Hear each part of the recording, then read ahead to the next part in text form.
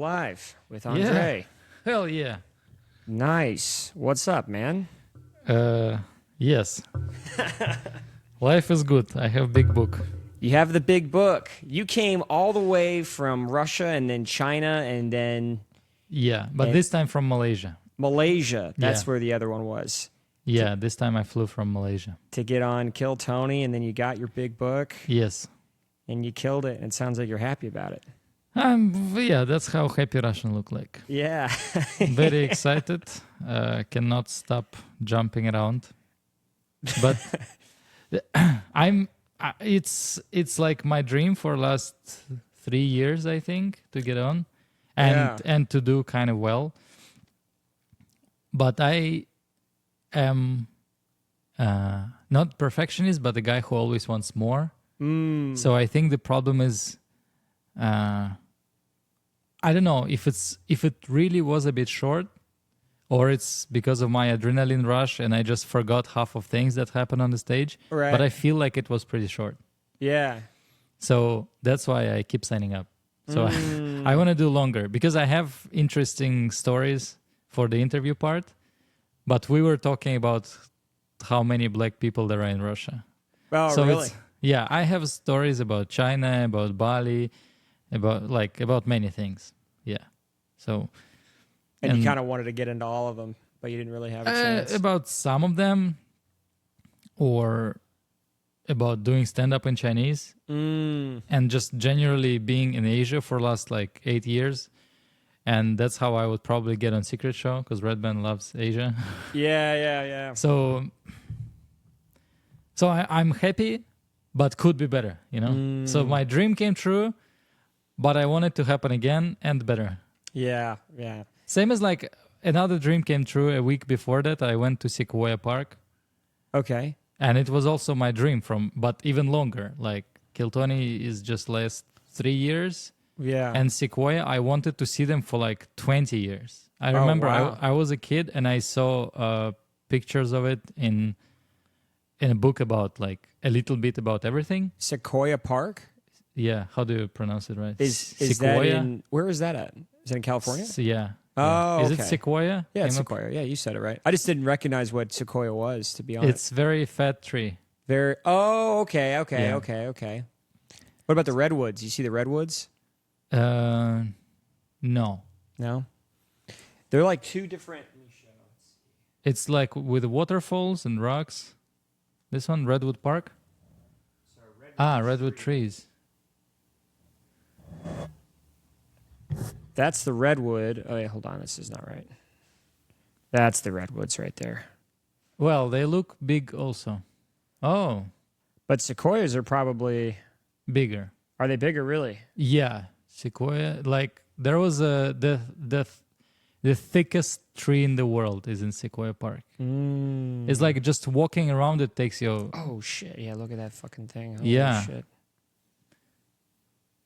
Damn, that was 20 years in the making to see a sequoia tree, huh? Yeah. It's very far. Oh, yeah, look at that one. Holy shit. Yeah, that's one of those. It's not really the biggest.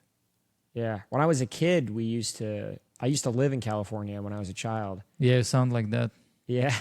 And we used to go out here to the parks and spend time in the redwood trees and these big trees. It was field trips as kids. And it is pretty amazing. You can camp up in some of these trees, I think, in some of the parks. People have done that. Yeah. But it's wild. There are trees you can go through. There is a tree that you can drive through on a car. Oh, yeah, they made a tunnel in the tree trunk? Yeah. So it's just, this dream came true, and it cannot be better because that's it. That's the thickest tree in the world. I was hugging it. I cried for a second. Yeah. And that's it. Cannot be better. Because there is nothing... Damn, dude, two dreams in one trip. You need new dreams now. Yeah, I'm thinking to do heroin now because that's kind of over. Yeah. What else? What else is there? I was talking to someone else here. He was What? Talking to someone else. And you understand? Do you want to talk about your ex-guests? Well, Okay. yeah, I mean, Okay. it was relevant. So I was talking to him, and he was saying it's a sad thing when you accomplish a dream, because then it's well, damn, now what do I what do I do? Yeah, you can do it better. So yeah. Yeah. But yeah. So Kill Tony. So tell me about comedy in China. What is that like? Well, I started there. So I didn't have many other comedies to compare with. Before that, I only saw the comedy scene in Russia. So what is that like? Oh, man. Well, before I moved to China, comedy in Russia was really like growing. 2014, 15, 16. That's when there was a lot of clubs, a lot of open mics, and I would go there and not perform. Because I thought I'm not like, I didn't like my own material. I didn't hate it like I hated jokes of other people on open mics. Yeah. I realized that that's totally not funny, and some of those people, they're just talking. Some of them, maybe they're not prepared, or maybe their taste is so bad that they bring things that are not funny. Yeah. So I hated those, but I just didn't like my ideas enough to start. So for a couple years, I would go for very bad open mics. Yeah. And not do anything with that. And then in China, I finally started. It wasn't as active and developed and that many events as in Russia, but there was a couple mics. And again, it came from the same feeling that I can do much better. But I felt that I have advantage doing comedy in English in China, because if something goes wrong, at least I have an excuse. Well, it's not my native language. So it's okay to be like average and not perfect. Right. When in Russian, I have like high expectations for myself, and I couldn't match them as I thought. Because like, as you said, you don't like writing jokes, right? It depends, I guess. I don't mind writing. I mean, you know that part of the process when you read your own joke 20 times and then you hate it already. Now you hate it. Yeah, there is no surprise anymore. The punchline is not punchy, but it's not because it's bad. It's just because you read it so many times. Right. So that's what happened to me. I would go for those open mics. I would read my own jokes, like, maybe is it maybe. And should you I? question yourself. Yeah, I question myself, like, should I sign up this time? Yeah. And then no, it's not funny. Well, yeah, you read it 20 times. Now it's not funny. So that was the reason. That was like how do you call it? The vicious circle of not starting earlier. Yeah. And then in China, I felt that I can do better. And there was a guy who said this thing. He said like, hey, even I can do better. I'm like, come on, you do it. Because I cannot push myself. I can push someone else better. So he's like, okay, I'll do it easy. Just a couple beers and I'm funny. But you do it with me. And I'm like, sure, yeah. Okay. You had a little competition. So kind of like, okay. And it's a competition with a guy who I respect. Right. And then he bailed. Oh, bitch. And I didn't. Well, I forced him to do it like last year. So it's like 4 years later, funny. I still forced him to do it in China, in English, but he was too drunk to make any sense. But there were his friends mostly in the crowd. So they were like laughing, cheering and everything. Yeah. But it wasn't really stand-up comedy. Doesn't matter. So your first time, how'd it go? It was okay. It was not painful. I didn't bomb completely. There was even a piece of crowd work there. So I was telling a joke about people looking in their phones all the time. And the girl, for some reason, said, yes, Chinese. Well, we're in China. Most of people are Chinese here. So if everyone looks at their phone, most of them are Chinese. I'm like, yeah. So I said, what do you mean Chinese? You're looking at your phone right now. Yeah. And she said, yes, because you're boring. And I wasn't. Like, I had jokes, proper like set up punchlines before that. Yeah. It was unfair. So when she said, you're boring, I felt like that's unfair. Right. She's trying to bully me. Yeah. And I'm like, well, your mom didn't say that. Hey. Yeah, which is lame for stand-up comedian. No, but for first time. And for like a in lifetime moment, that's pretty funny. And also she attacked me first. Yeah. So it's not she's the bitch. It's not like, hi guys, how long you together? Fuck your mom. Yeah. Like, no, it's not like my crowd work moment. She actually like heckled me. She heckled you and then she got what she deserved. First she heckled and then she attacked. So it's two. Yeah. She tried to shotgun me, basically. And then I had to attack her mom. And Then after you the had show, I had to attack her mom. after the show, she said it was funny, and we had no problems with that. That's and cool. and the thing is, the whole bar supported me because she first heckled, then attacked, Yeah. and I kind of protected myself. And the whole bar is like, whoa, because when she said, "Yes, because you're boring," few people like, "Ooh, Oh, yeah, some hiss. Yeah. like whoa," that's kind of like attack or Yeah, bullying, yeah, it's an or attack how do you for call sure. it? Yeah, like kind of attempt of humiliation. But then when you said your mom, they all were like, "Hey, Hey, yeah, like recovery, like Yeah, quick. yeah. That's Yeah. good. So What that is- was my first time, and then I'm like, okay, now I'm stand-up comedian now. Yeah, you were like, that's it. And Done. second time I also didn't bomb, and then third time I did. So like it's you had a good alright. start then. Yeah. My first time I bombed like crazy. Holy shit. Massive bomb. Second time I think was also a bomb. But I remember like I think the third time or fourth I did get some laughs and I was like, "Oh shit. It's cooking. This is how it's supposed to feel." But that was good. I did it at Creek. It was my first open mic, the Midnight Creek mic. Which day? Thursday. But it was not good. I sucked. I was very nervous. That was how long ago? Probably July of last year. Less than a year. Yeah. But I've always done like comedy videos online. Like I've been doing that for a while. Yeah, those selfie videos. How long you doing those? So on that Instagram account, about 8 months probably. So it's very new, but it's very successful because I had another Instagram account for mortgages. I sell mortgages as a day job. And I've been doing it for like 5 years, making videos and posting videos online and trying to get traction. So I know like how to make a viral-ish video. Like I know the algorithm, but stand-up is very new to me still. I think you cannot be that humble if you're doing something for 8 months every day. Then it's 240 times. If you think that's not very new. It is true. It is true. It's not much less than I did comedy, even though I did it for almost 6 years. So right. You do there is a translation, sort of. But stand-up, I've only been doing stand-up for 8 months. Like being in front of a crowd is very different than, obviously videos. Yeah, but on those videos, you sound like a stand-up comedian. True. You're right? I agree. Yeah, I agree. So with you. I don't know how were your first ones. I didn't roll all the way down.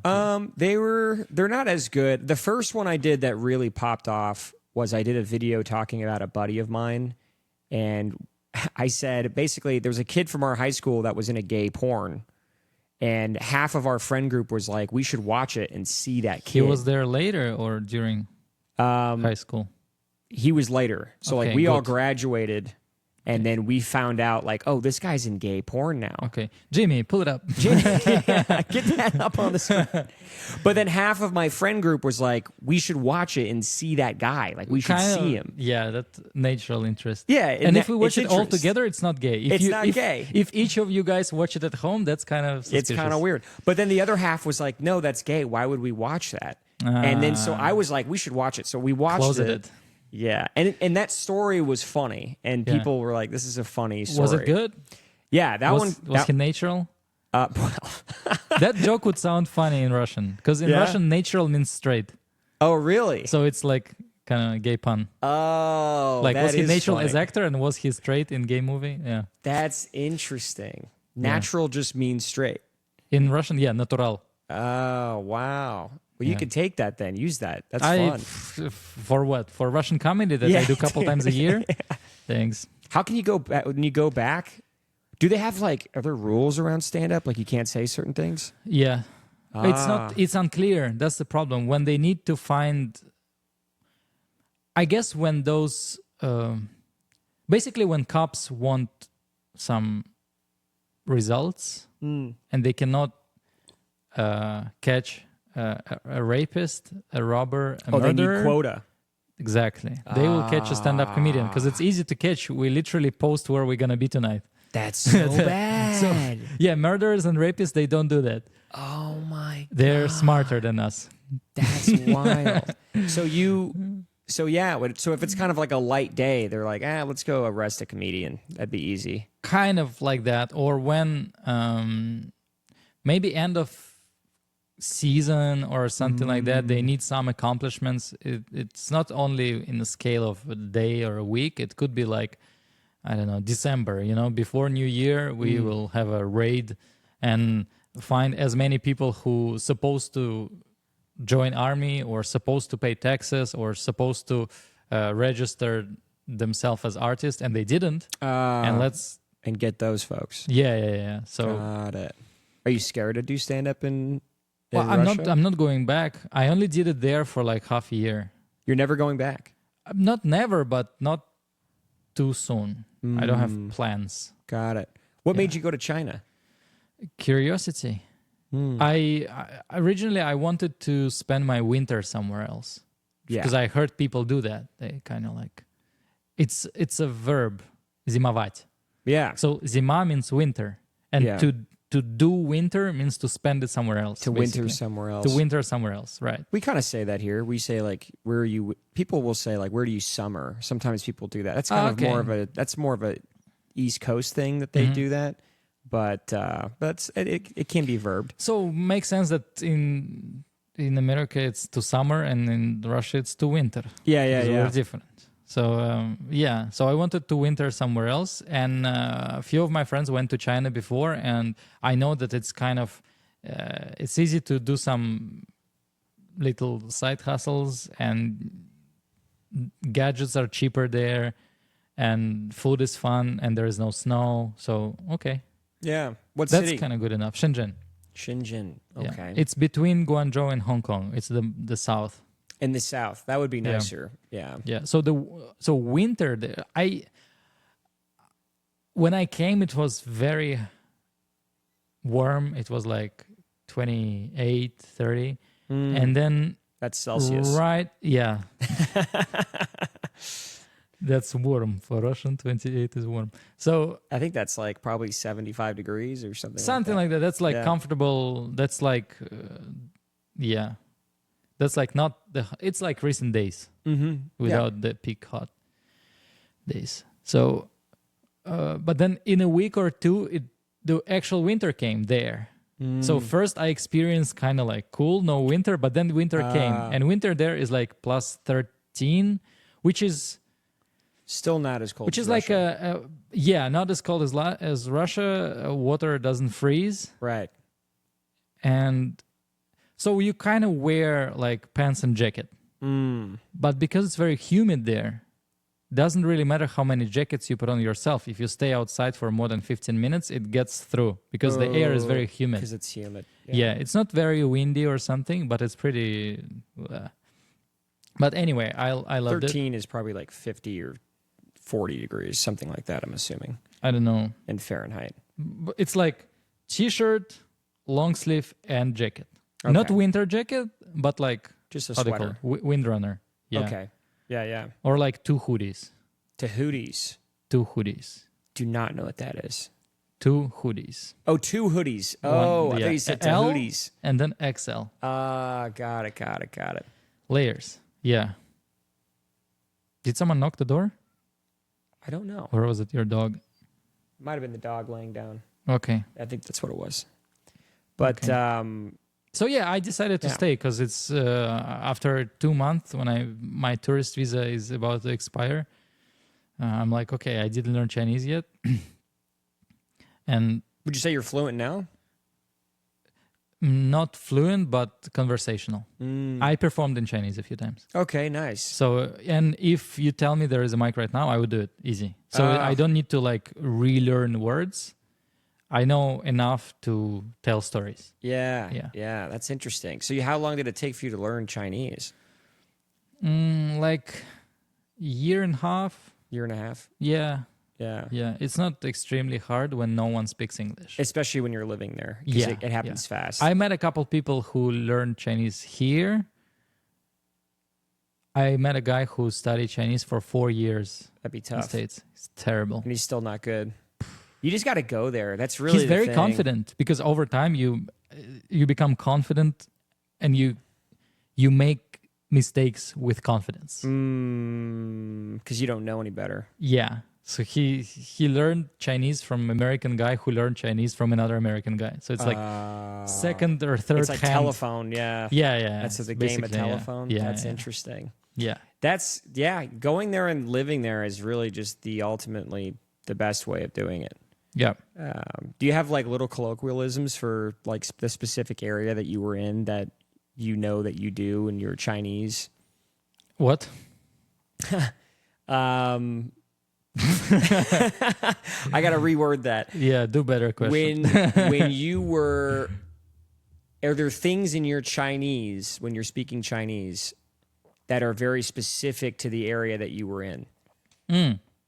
Yes. So same as in many big countries, south and north, they have a bit of different accent and even some, how do you call it? The choice of words, like shoes or sneakers or something like cup or glass. How do you call it? Like that. So what would you say more often? Oh, it's like a little difference. Yeah. Like for us, we do soda and pop. That's a big one that we always change up. Or like chips or fries. But it's more like UK, US, That's right? UK, US. Something. So, but it's the same language still. Same thing. Same. Yeah, it's just, so basically it's which word would you use for this? Yeah, so that's south and north, and I'm from south, so my Chinese is more gay. Yeah. More gay? Yeah. What's gay about it? Is the South known for being gay? It's just north sounds more rough, and south sounds more soft. Oh, interesting. Yeah. Interesting. And also south, so there is a standard Chinese, which everyone's supposed to speak. Yeah. And the peak of words is already part of the difference between south and north, but also there is accent. And then southern accent is considered soft. So it's... I don't know how to give you the example from what I know about. Like, okay, so Australian English. Yeah. It's kind of more, how do you call it, bogan, or how do you call it? There is a word for like a villager. Oh, like more like rednecky kind of? Yeah. It's a little bit more hillbilly, a little bit more out there. Yeah. So there is something like that in Chinese. So if I would really practice my Chinese only with people from south and then suddenly speak to people from north, they would be like, they might think something is off with me. But the south is the nicer one. That's the one that's more city oriented, right? Or is it more hillbilly? That's a weird situation because China is not as centralized as Russia. Right. Because in Russian, I'm assuming you can hear someone from like the country. Yeah. And you'll be like, dang, this dude's from the country. Yeah. But in Chinese, is that the case? Because everything is so metropolis. Yeah, right. So there are a few, like in states, centers are east and west, like New York, LA. Yeah. Right? In China, it's more like south region where I am, Shenzhen and Guangzhou. They're important. And north has Beijing, which is capital and a lot of money. And there is Shanghai somewhere in the middle. Right. Yeah. So you can sound south and be villager or be city guy, but anyway, you sound softer. Got it. And you can be from the north. You can sound tougher, but you can be from capital or from the village. And then that city and village thing is more about how loud do you speak. Oh, really? Yeah. Is louder village? Yes. Interesting. And there are a few theories about that. They have their one of favorite things for Chinese people to explain something is like, hey, Chinese culture is more than 5,000 years. Yeah. So it's complex, complicated, just accept it. Some things are happening for the reason called know why.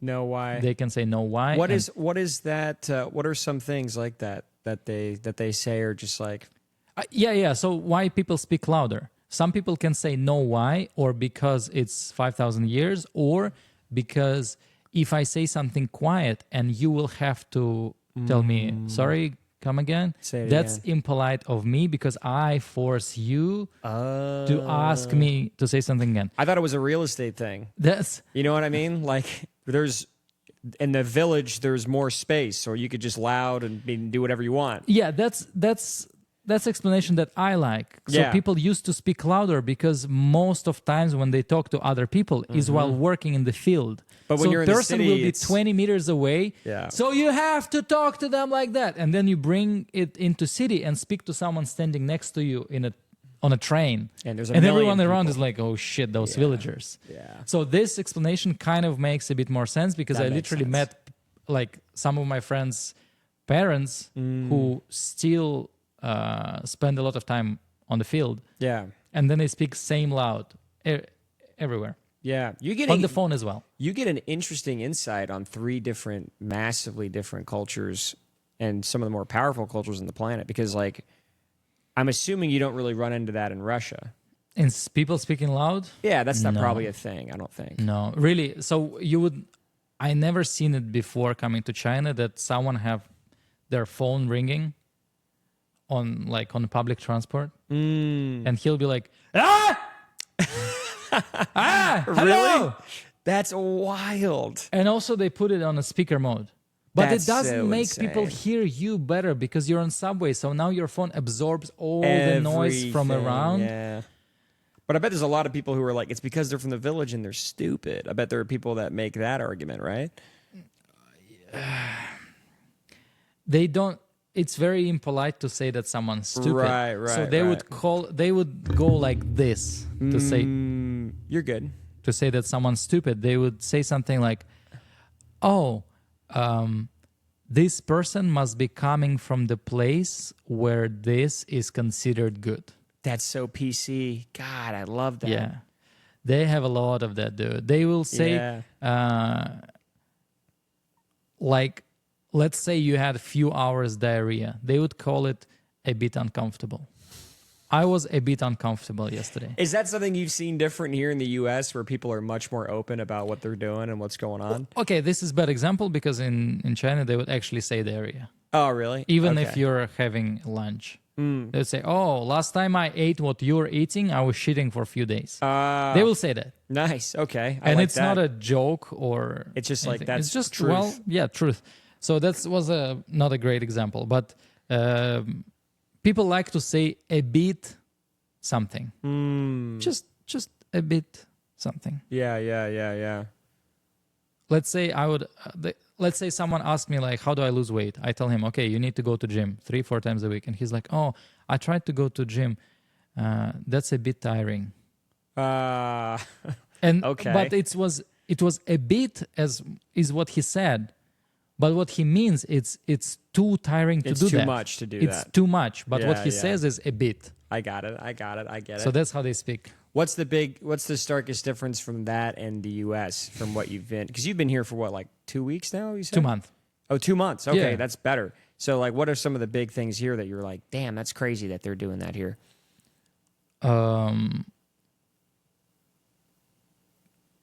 Say it. It's okay. Okay, those homeless guys who are asking for a very specific amount of money. Yeah. First of all, there is no homelessness in China. You don't really see it. Right. They are somewhere. I don't know if they're removed by They're police removed. or for something. sure removed. Yeah.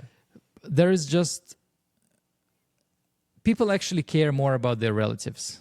So if it's your cousin's step grandfather, you would still have to take care of them. So family thing works more, and also the situation where someone was drugged or robbed or something, it's just like nearly impossible.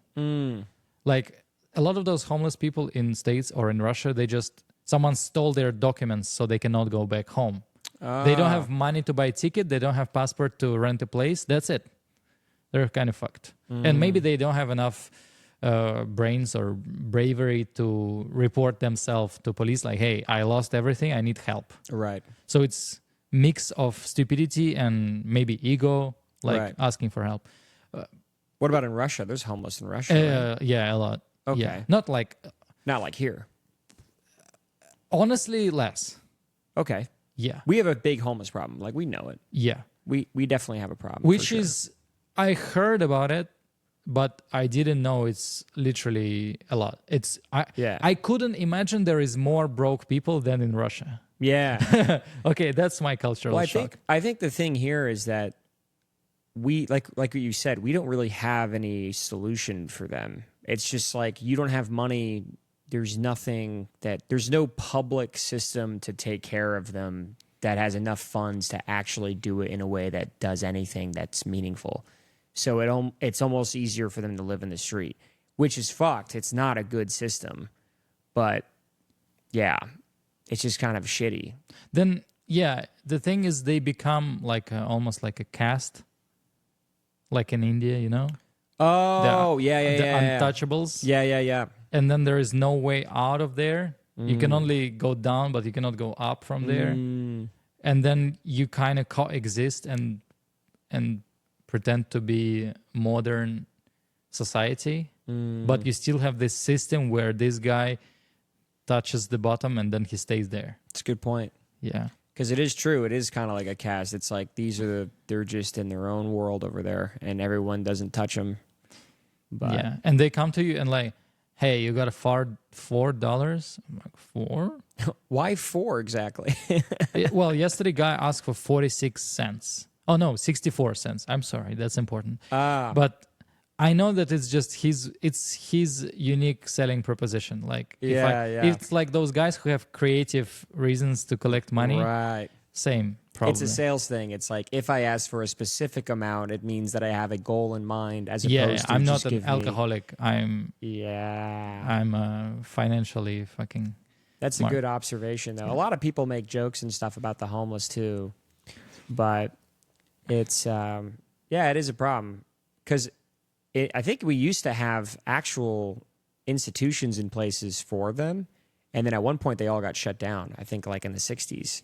So now it's been just homeless everywhere, and especially here in Texas because their Arch Center, like the building on 7th Street, is a massive like homeless feeding area. Yeah. So that's why they all hang out there. Yeah. But it's just stay close. Yeah. And also 6th Street, I guess party people kind of tip them more often. Mm-hmm. So, but why it's shocking for me? Because when you live in Russia or in China, there is this idea in minds that America is the success. This is the country, they made it.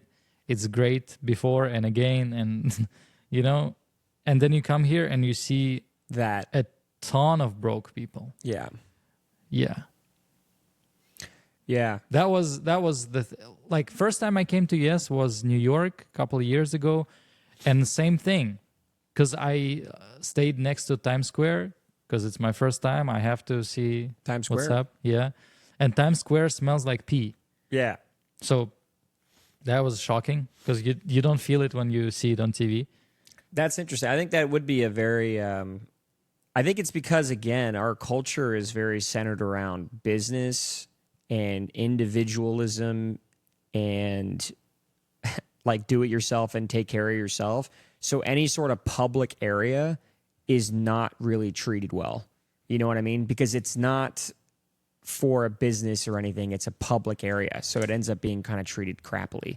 That's the biggest critique I would say that America usually gets. I think the reason why it's so hard for them to get out of homelessness is because basic things cost more than in other countries. Oh, you think it's a price thing? Yeah. Like in many places, you cannot buy water for cheaper than $2. Like even small one. Yeah. So wait, what? Like in Russia or in China, small water would be like 30 cents, maybe 50 cents. And food would be in China or in Russia, not some like restaurant or something, but something like those like, how do you call them, trailers? Yeah. The truck Food trucks. Yeah. food trucks, something like that would be like $2-3, Mm. not 12-15 like here. Yeah. So even to get something very basic like water, food, you already need to like Have money. have money basically. Yeah. Yeah. And then housing is just stupid expensive also. Housing is very expensive. Yeah. So it's like if you don't like the entrance level of normal life is pretty high. Yeah, it is. Yeah. Yeah. It is. But I think there is a greater ceiling of like, there's a bigger ceiling of how much money you can make though at the same time, I think, for the individual. But the high is so much higher, but the low is so much lower. You know what I'm saying? No. Like, you could be homeless and Yeah. have nothing. That's Yeah. the low in the United States. Yeah. But the high is like you could have Yeah. so much more. Yeah. And that's what I'm saying, that it's a risk. It's a gamble here. Like, you could be at the tippity top of the spear and have millions and billions, more than 99% of the planet, or you could be nobody. And that's what it's like here compared to Well, other places where I think that is more tight. You talking about some utopian places Well, where the wealth gap is not that big as in States. I think the Same wealth gap in- is the largest here than anywhere else. We have billionaires in Russia too. Sure. They have billionaires in China for sure. Sure. So again, we're talking about 3 superpowers. Right. And the thing is, I would say the big difference between Russia, China, and States. In States, those rich people, you see how rich they are. In Russia or China, it's just numbers. You They see them hide in reports, maybe in finance magazine or something, but they don't show off that much. You don't We see how have- they live. Yeah, a lot of show-off people are middle class. They're trying to show that they're so wealthy, but That's then you know that interesting. And that's the limit same is in there. China, you think? Yeah. People would know that someone is actually very wealthy maybe when this person goes to prison for not paying like $1 billion tax. Then you know, wait, if this is tax, then he's making shit. a lot of damn money. Yeah. There were some actors or singers who got like in trouble for not paying, and the tax amount was just huge. It's like enough to buy a city, like this much. They just like didn't pay tax for a couple of years for actively touring. And when you tour in China, like venues are big, you know? Oh, yeah. So it's like, it's not just like 2 megapolis.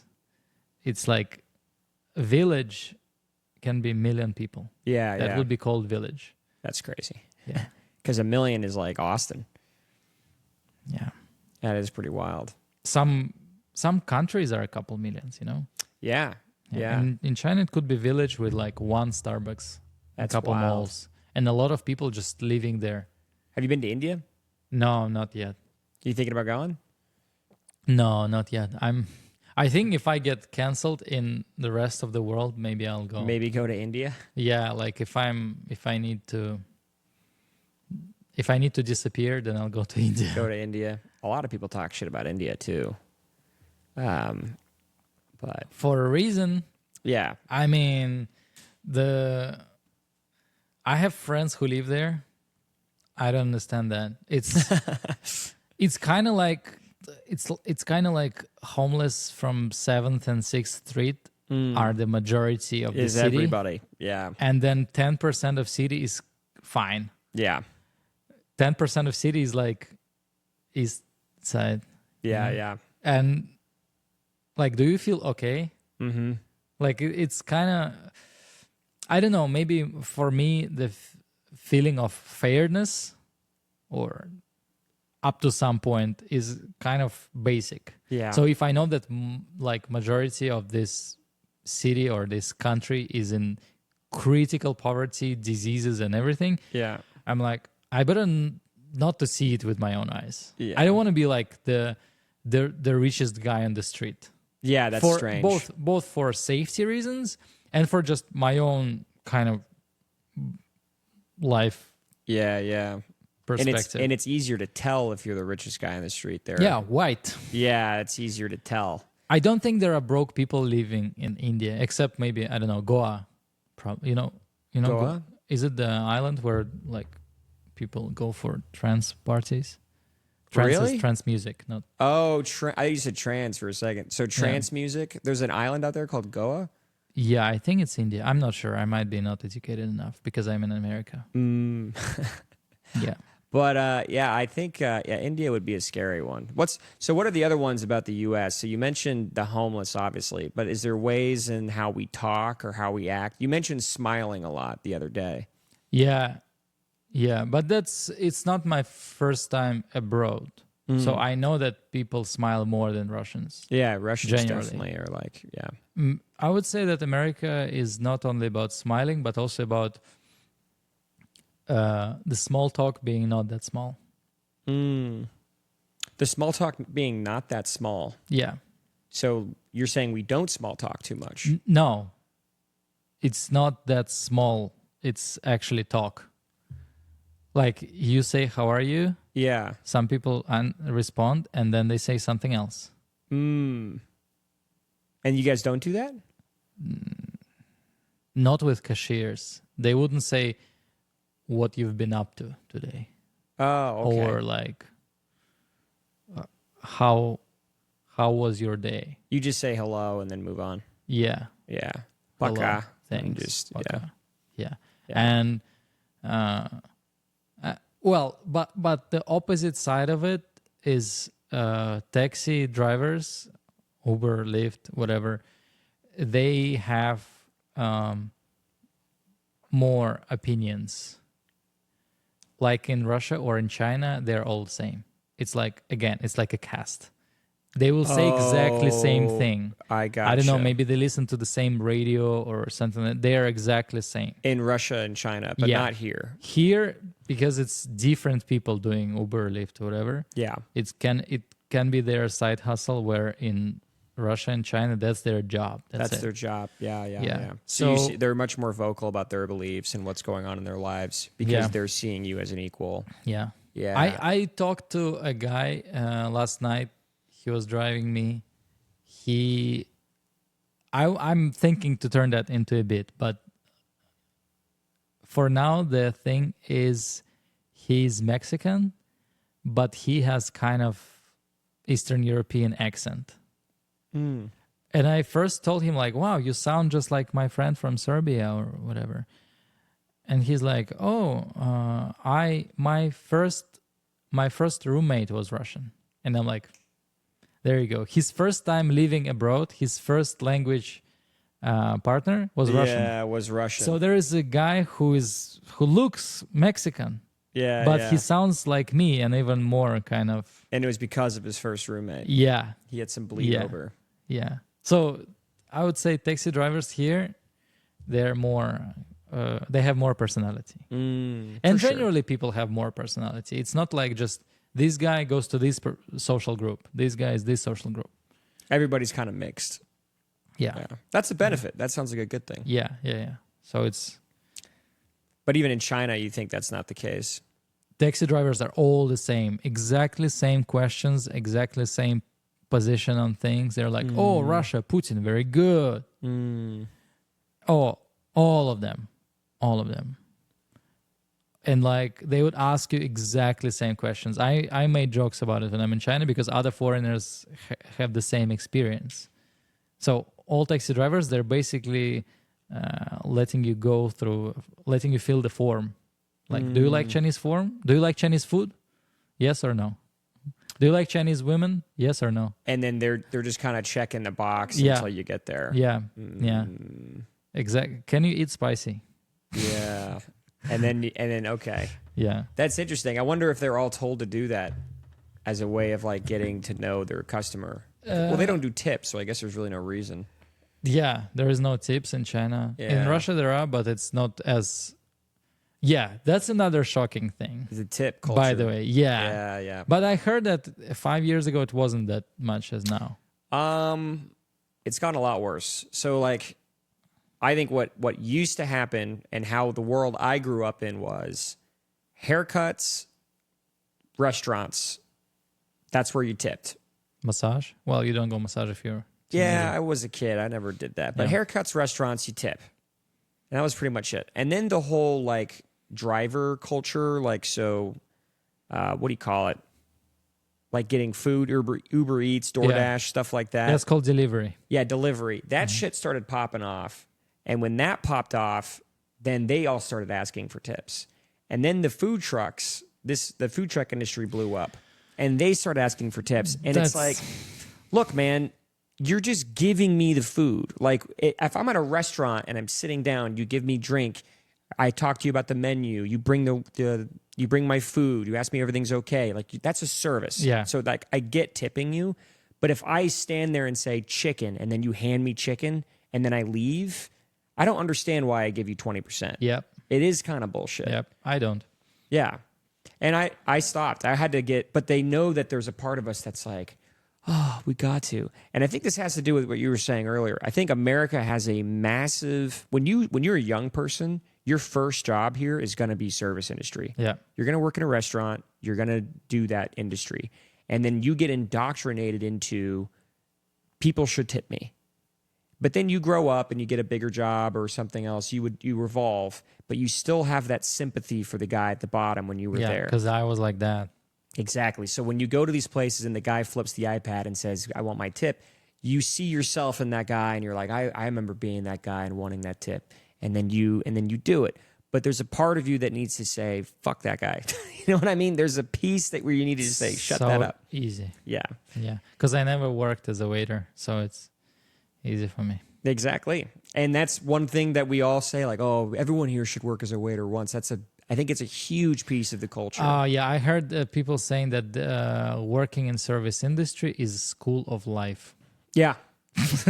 That's the thing people will say here, for sure. That's the thing people will say here. Wow. But it's funny that you bring it up because it is sort of like an indoctrination of tip. And in some convenience stores too. Yeah. Like for what? That's crazy. In what's that blue a bit better than 7-Eleven? Oh, there's so many places that are a lot better than 7-Eleven. I love 7-Eleven. Like just a gas station? No. It's a brand. I think it's Blue something. They also talk a lot.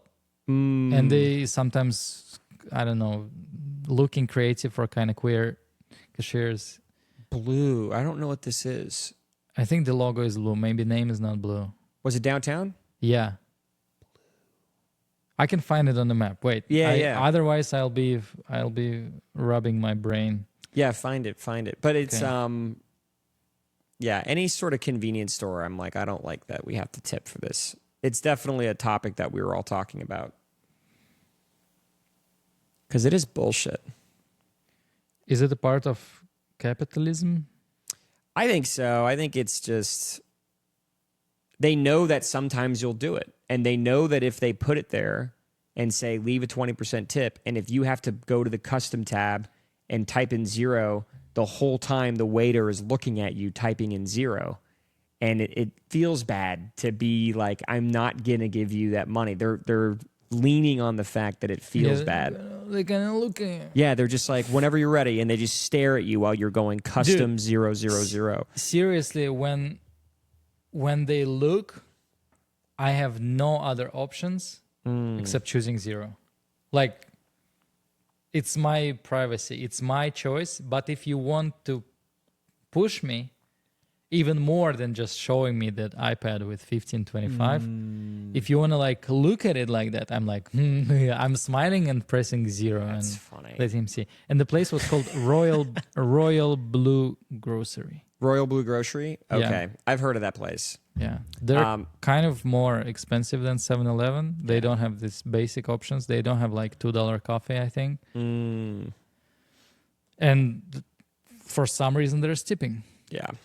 That's gross. It's a convenience store, dude. Chill. And they do that because they know that but you don't have that pity. It's interesting that pity is ingrained in your soul. But in me, it is a piece of it because I was a restaurant person, and I every time I'm like, yeah, I feel bad. Like, I don't know. There's something about it that they prey on. But I also like, if we're using logic that it's a school of life, no tips. Yeah.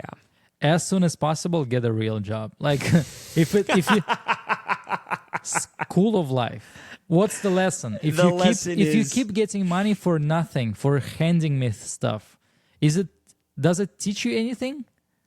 What's the lesson? The lesson is you shouldn't be preying on the fact that he needs to give you a tip. You should just get a better fucking job. Work on your CV. Better lie on your CV than checking on iPad, what am I going to press? That's actually a fantastic insight. That's very good. Because you're right. It is true.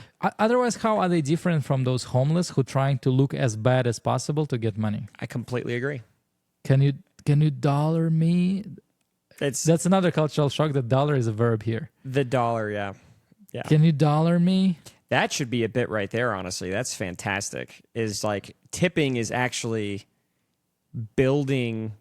It's incentivizing you getting paid so little so that you have to tip. You're no better than the homeless guy. Yeah. It's like when you give money to gypsies. They continue exist. They keep, It all starts from the ground. Yeah. You have to. Everyone stops. If you want to help them, then don't give them fish. You know, teach them how to fish. Okay, you don't have to carry gypsy into the office, but don't give them money, and they will have to do something else. It's so funny because I have a friend in the service industry. He's a bartender. I thought he's a gypsy. No. Well, I guess in this example, he basically is. But if he heard us talking about this, he'd be like, you guys are scum. Like, I heard that. It's a livelihood. Like, this is how we make a living. Fuck you. And it's like, dude, but it's kind of true. Like, there's a truth there for sure. And also, it's a how did they say? It's a free country or a country of freedom? It's a free country. Yep. Free country. So you made your choice to work in this industry. Yep. I made my choice. Not to tip. Out of option. There is 0, 15, 25. 25 is too much. 15 is too much. 0. That's it. Yeah. Oh, wait till you get... Sometimes you go to a nice place and they fuck you up with a 25, 30, 35. That's 0 for sure. Like, dude, it's crazy. You don't give me good options. When they do that, I hit 0. I'm like, I'm not... You can't do that shit and expect me to tip you. That's insane. Yeah. But, yeah. I had dinner at this place where people like sit at the rounded bar, you know, and cook is in the middle. Oh, okay, like a Benihana? Maybe. Okay. Are you speaking Portuguese? No, it's Benihana is it's like a famous Chinese restaurant here where like everyone sits in like a little thing kind of like this, and then there's a guy cooking in the center. Yeah. It's like that, right? Yeah. So what am I tipping for? Like the bill is already high enough. Okay. Like it's not the price of... We don't even have separate table. Right. We're not taking much space to include rent in the bill. Real estate. There is no waiter. Mm-hmm. Kind of. There is manager and the cook. Did he do a show? No. Oh, okay. Then then I might agree with you. At a Benihana, they do a little show. So they cook and then they make onions and they make a little onion volcano. You never seen this? No. Oh, dude. Benihana? Let me look this up. Jamie, pull this up. Benihana. Oh, I spelled it wrong. Oh, my God. English.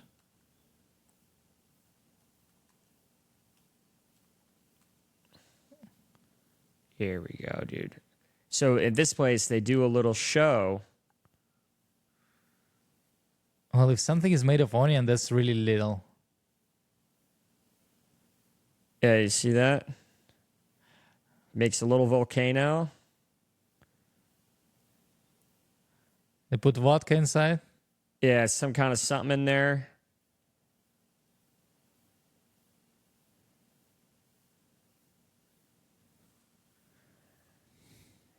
something else. And then he lights it.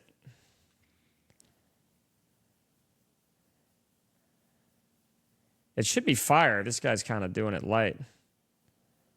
Just steaming? Yeah, just steam is kind of boring. Yeah, it should be fire. Normally it's fire. That's Well, I kinda got it. boring. But if so, this is supposed to impress adult people, right? Yeah, and then everyone's like, oh, and they clap, and then he does a thing with the shrimp, and he throws it up, and he catches it in his thing, and everyone's like, ah, and then they clap, and then he serves you food, and he does another cute little thing with dessert, and it's a show, and it's like, okay, then you tip the guy because he served you, he got you drinks, he did the show, Yeah. so that makes sense to me. It's like, okay, he deserves a tip, but if it's just a guy on a flat grill, and he just is like half drunk, then yeah, I don't think I would. Do you have very good earphones? I'm not sweating. Oh, Last really? time I did podcast, my ears were sweating. Did you do it here? Did you do it here? No, in Bali. Oh, in Bali. Yeah, Oh, nice. maybe the weather, but no, Might be AC. Bali. AC was on all the time, but yeah, Yeah. How was Bali? pretty cool. That'd be a tough place to leave. Now, yes, but during COVID, it was great. No traffic, low price, Yeah. like no traffic jams at all.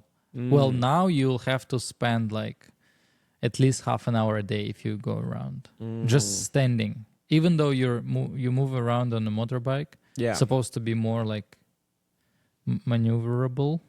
Yeah. That's but it. that's a word. Maneuverable. Mhm. Cool. But because everyone is on a motorbike, Cool. yeah, it's like Fuck yeah. learn English. Not too late. So, if everyone was driving car and you're the only smart guy on a motorbike, Yeah. it would make you powerful. But because everyone is on a motorbike, so if there is traffic jam, then there is really no space for you to Right. wiggle. To maneuver or scoot by. Yeah. Yeah. Do you It's do you have coffee? I have instant coffee. Ah, okay, I'm not much of a coffee drinker myself. cool. That's Yeah. why you're so productive. You think that's the thing? Yeah. Really? Yeah, I heard that people who are addicted to coffee, they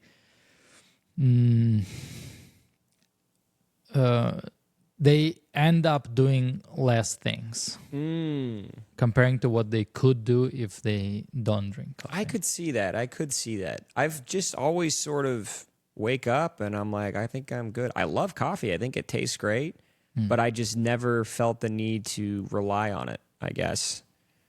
But I mean, I think all this time in States I'm drinking coffee a lot. yeah. How's the coffee been here? Pretty good, but price is weird. Like $5 for a coffee is weird for me. Yeah. Well, coming out of Bali, man, I bet pricing here is just absolutely bananas. For Bali, everything. I mean, just normal average coffee would be probably like 2.5. In local places, even cheaper. Local place could be like $1. But because they produce it, also Indonesia, That's true. all Yeah. the Sumatra, and Oh yeah, they got coffee out there. yeah, they have Luwak coffee too. You know, Yeah, this yeah. animal. You know, Animal? pull it up. What's it called? Luwak. Yep. Yep. Not very descriptive. Those pictures just show you brands. But the idea of this coffee is they feed this animal with coffee beans. And he shits it out. Yeah. I've heard of this. Yeah. I've heard of this. And I played with this animal. It's like it acts crazy. If they only feed it with coffee, it's always extremely caffeinated. It's like running around. Right. Like, remember that squirrel from Ice Age? Yeah. That's kind of how they act. I Because have heard of they this. they can eat other things too. It's not like they love coffee and hate everything else. They can eat other things. But if people have them, then they're trying to produce as much of this fancy coffee as possible so they don't feed it them with anything else. Is it good? Coffee? The Luwak coffee. I I mean, it's shit. I haven't tried pure. I tried mix. 50-50. Dang. Then it's... I think you need to be very sophisticated. Your taste buds should be like advanced to I feel bet the it's kind of difference. like wine at that point. Because you know how people are like, oh, this wine is like really good. But then, have you seen those videos where they The guess, yeah. And like they Yeah. get like a really good sommelier to taste wine And and it's guess. shit, actually. And it's shit and they're fucking with them. and there's three similar bottles, and they say this different things. Yeah. I love those Yeah. videos. So Because, it's a trend. yeah. It's just something interesting. Yeah, it's a tourist thing in Vietnam and Indonesia. I heard Arabic coffee's good. That's a big one that always people talk about is like Arabic coffee or just like Moroccan coffee is a big one. You not tried that? Dude, it's Arabica. Arabica? Yeah, it's nothing to do with Arabic. Well, I think it's Arabic coffee is what we would say. You looked at me like I said some cultural crazy shit as soon as I said that. It's not offensive, but it's as far as I know, it's still African. Like, Let me look it up. I mean, Now Morocco I'm is curious. in Africa, but in Morocco they drink Moroccan tea. Oh, everyone drinks Moroccan tea, and that's awesome. Arabic coffee. I'm actually serious. I don't think that this is something crazy. Let's see. Here we go. So you guys would never call it Arabic coffee. I know that there is sort called Arabica. You see, coffee Arabica beans. Oh, okay. Well, this is like the Latin way of saying it. No, it's a type of beans, and Arabic coffee is Oh. a type of brewing. I think you see there are types of brewing depends on preference. Blah blah blah blah. Arabic coffee is bitter. Yeah, so they over fry it. No sugar. That's bullshit. In Morocco, they add sugar to drinks. You been to Morocco too? Yeah, that's actually cool. Damn, you're on a world tour, man. Yeah, Why are you doing this? So why are you going all over the place? I'm running away from myself. Ah, My therapist told me that maybe you like to travel because you don't want to meet real you. But I just like Damn. traveling. yeah. Morocco is cool. I surfed in Morocco. That's African Muslim country, and you surf there. Oh How wow. cool is that? Did you have? You should have gone to Portugal. They got that Nazare, the beach of Nazare. That's what it is, Nazare. Okay. They have a big surf area there. Portugal? In Portugal, I've yeah. been there. Oh yeah, they have a massive surfing community there. I didn't know that in. I guess some parts of Morocco, yeah, when they're the one that's not up in the peninsula, like near Spain. I guess on that side they get some pretty good waves. Yeah. That's interesting. And where else you been? So you've been all over. So where else? Some European countries, maybe half of Asia. So in Asia, it's Indonesia, Malaysia, Thailand, Vietnam, China, Philippines. What's been your favorite? Singapore is one of my favorite Oh, wow. because it's China, but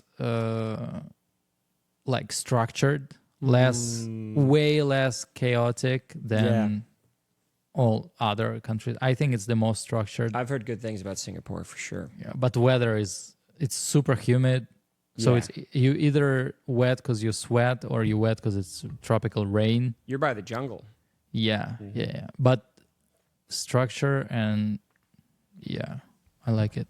Yeah, it's very westernized, I'm assuming, over in... Yeah. English is one of country languages. So they speak... They were owned by the English, right? Huh? It was owned by the English at some point, right? No. Singapore? No? No.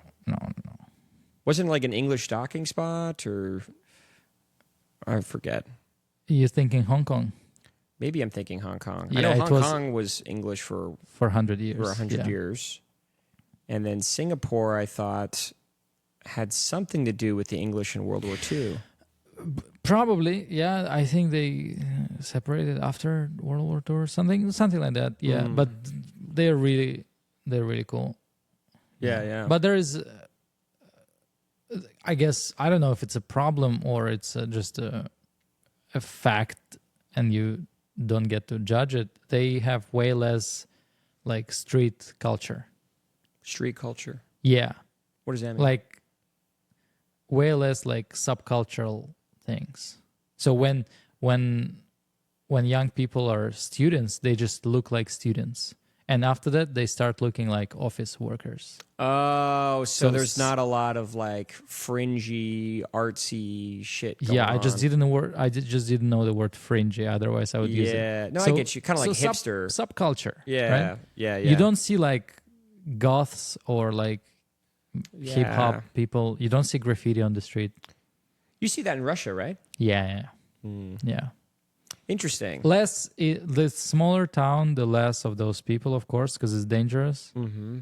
Like there will be some villagers who will beat you up for makeup or for, I don't know, for dyed hair.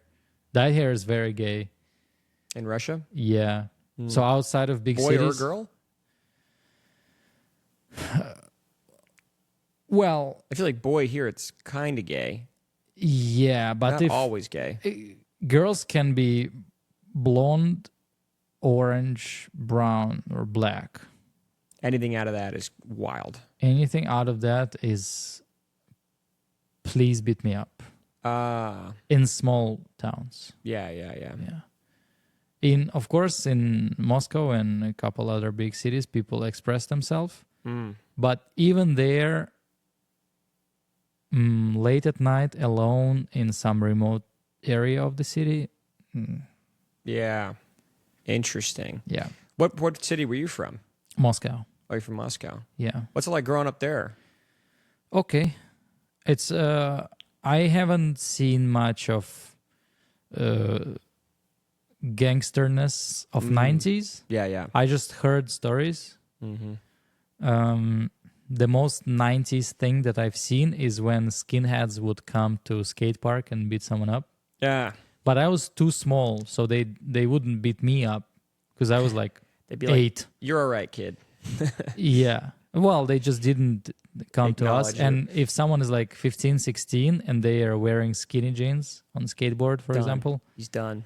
Yeah. Not like extreme, but they would beat them up. Yeah. I've seen that a few times. And then in the 2000s, that's when Putin came in and kind of straightened everything up, right? Yeah, then everything became great. Well, at least none of the 90s gang life, you know what I mean? No, it exists. They just moved to government. Okay. So he removed gangs from streets and put them into the White House. Yeah. Good. Thank you. Okay. Now there is just tax. Yeah. So you guys have heavy taxes? No, not as much as in States or Europe, but I think we're getting there. There is more and more fees. If they're not called tax, they're called fees for stuff. Fees for just like owning a business and and fees for just operating in certain areas. For this and that. Yeah. When so war is expensive, right? Yeah.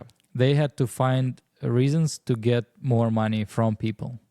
And they started like, how do you call it? Twisting up. Like coming up with they increased taxes a lot. Including different fees for government service. And this has been all recent. Yeah, last couple of years. So and when were you there last again? When? Yeah. In 2020. Okay. Almost 5 years. So ago. that was when it was starting. What was starting? Like them starting to ramp up the taxes. Yeah. They were preparing, definitely. So the funny thing is the divorce fine increased 7 times. Oh, wow. It used to be something like $10, and then it became like 70 or 80. That's pretty funny. Fined for divorcing. So yeah, that's just one of examples. Yeah. And penalties for driving. How do you call it? Like a speeding ticket. Yeah, but all kinds of tickets. Yeah. Like parking, speeding, fines, this and that. Yeah, like driving fines, road fines. Yeah, we call them tickets. Just so ticket, all kinds of tickets you can get if you drive. They all increased. Yeah. And then there, I think a lot of stuff like that. Mm. So about driving, about business, about relationships. So like, I think they didn't increase the marriage fee because they want people to get married more. They kind of trying to promote like family oriented, like planning, like please make more babies. Yeah. Because population is declining slowly. So it's declining everywhere. So it's also declining in Russia. Yeah. It's not everywhere. India is growing. Well, India is growing. But I mean, United States, Japan, a lot of Europe. I would say all of Europe. Yeah. Russia is another one. Why do you think? I think it's just stage of developed society when people see other things except just reproducing themselves. Yeah. So it's kind of, I think it's a certain stage of society when it's developed. People like, okay, maybe we want to travel more. Right. Maybe we want to give those 1 or 2 kids more than what we could give if we have 10 kids. So people kind of become more rational comparing to before, when just your parents ask you to make more babies and you're like, okay. Yeah. So like, that's a good example is people with lowest grades in my class got kids first. Oh, you ever heard of the movie Idiocracy? I haven't watched it, but I really want to. Yeah, That is a good movie. You should watch that movie. Yeah, but I also, all those social things, I take them close to my heart. Yeah. So I think I know that it's funny. Right. Yeah. It is a very funny movie. Basically, it's what you're saying. Like, all the people that are really dumb are having kids, and all the people that are really smart are not. It's Louis C.K. No, it's List. No, it's I'm thinking about another one. I think you're thinking of something else. Yeah, Idiocracy is a movie where this guy, he's a time traveler, and he has 100 IQ, so he's like an average IQ for a human being. And they do an experiment when they send him into the future, like 3,000 years, and in the future, everybody's dumb as shit because all the dumb people are making kids. And all the smart people never reproduce. So he gets there and he's the smartest man alive. And he starts like fixing things because he's smart. Stop fucking. Yeah. You guys. It's really interesting. It's actually a pretty interesting movie. Wait, what's the movie that Joe List and Louis C.K.? Yeah. I saw it on their Instagram the other day. Something also about stupidity in the name. I forgot the name of it. See if you can find it. Joe List movie. 4th of July. 4th of July? Is it? I don't know. I actually don't know.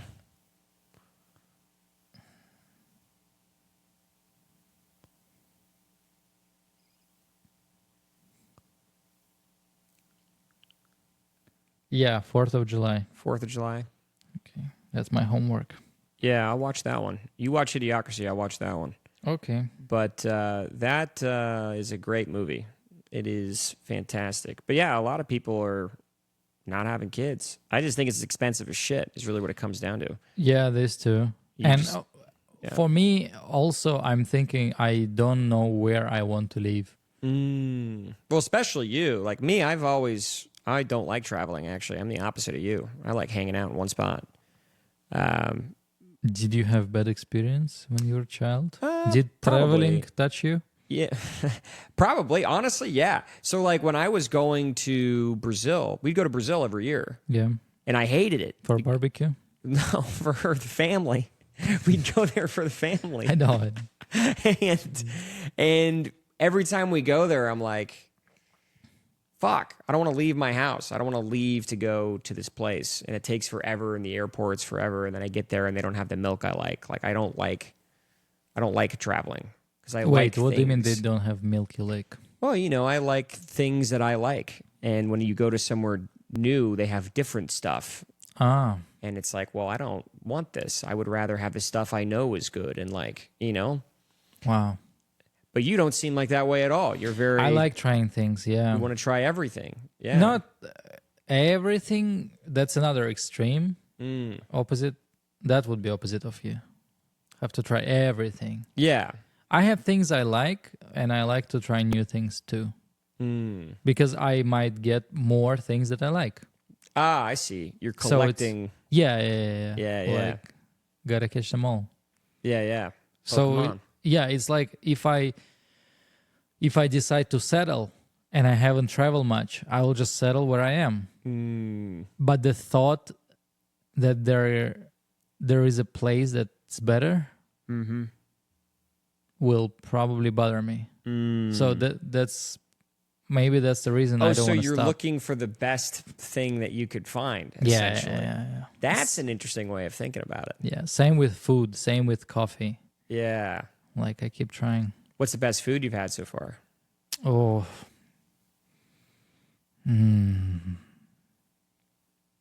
That's a very hard question. Yeah. But I would say that the most of good food I had in Bali. I would assume so. Yeah. I would assume that like Southeast Asia would be up there very high. But it's not because of Southeast Asian food. It's because of food from around the world was represented very well there. Oh, really? They have really good in Bali and in Moscow. Same thing. Very good Japanese food, very good European food, very good Chinese food. Yeah. What have you thought about the food here? Because we get a bad rap. The options are a bit limited.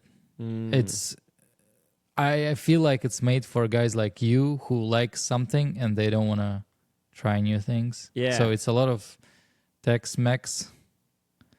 And I talked to Mexican people and they said that's not Mexican food. It's not. Tex-Mex is like if the Midwest met Mexico and then they combine their food together. Yeah, it's same as what many countries do to Chinese food. Yeah, In Chinese America, food too. is not even Chinese food here.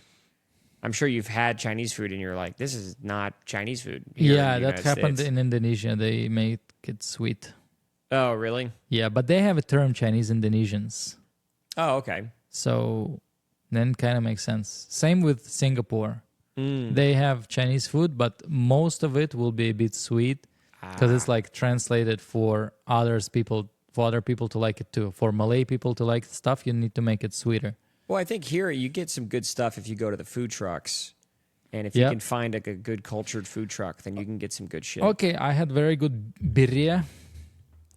What is that? Birria tacos. Is it okay. birria or birria? Birria, I think.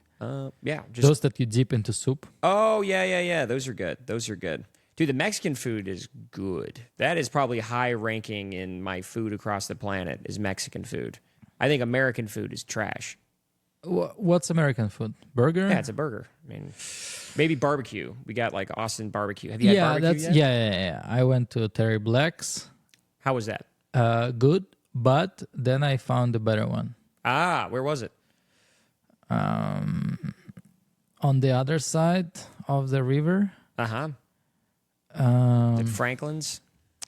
No, but I have it in my, and it's close to previous part that we checked on the map when we were looking for that convenience store.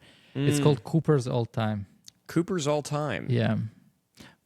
Shout out Cooper's All Time. Yeah. Sponsor me, please. Sponsor this episode. Yeah, but generally, yes, barbecue is cool. I like the... oh my God, how do you call that thing? We were just making jokes about it yesterday. What's the typical thing that you have in those barbecues? Sausage links?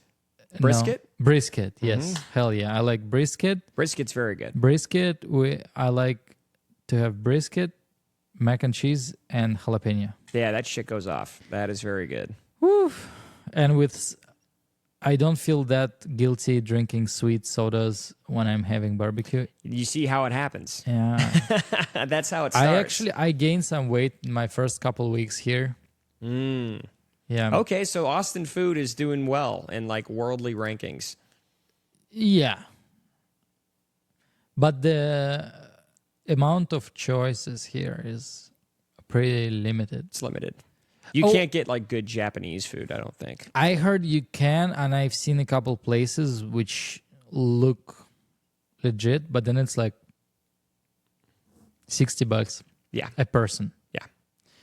So I would say maybe options exist, but they're less available comparing to China or Bali or Moscow. Moscow has a ton of great food, and what creates it is competition. So the business rent is high, same in Bali, and there are places where there is more people, let's say around business centers or something like that. Yeah. And then if your restaurant doesn't do well, that's it. Yeah. You're gone. You have to serve good food, and the price should be right. Right. If you're not booked all the time, that's it. You're out of business. You're done. And same in Bali. So if you open shitty sushi place, there are better ones. They're gonna eat you up. You have to do well. Yeah. And here, I would say people have kind of lower requirements. And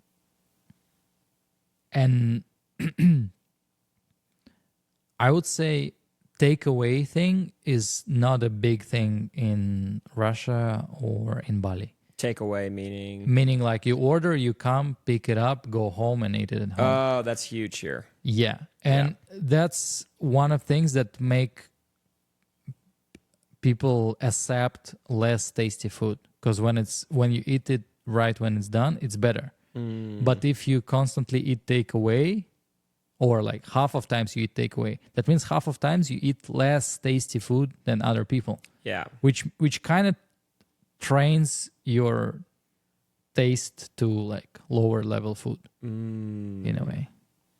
Yeah, I could see that. I think it's also just that we don't want to be around other people a lot of times.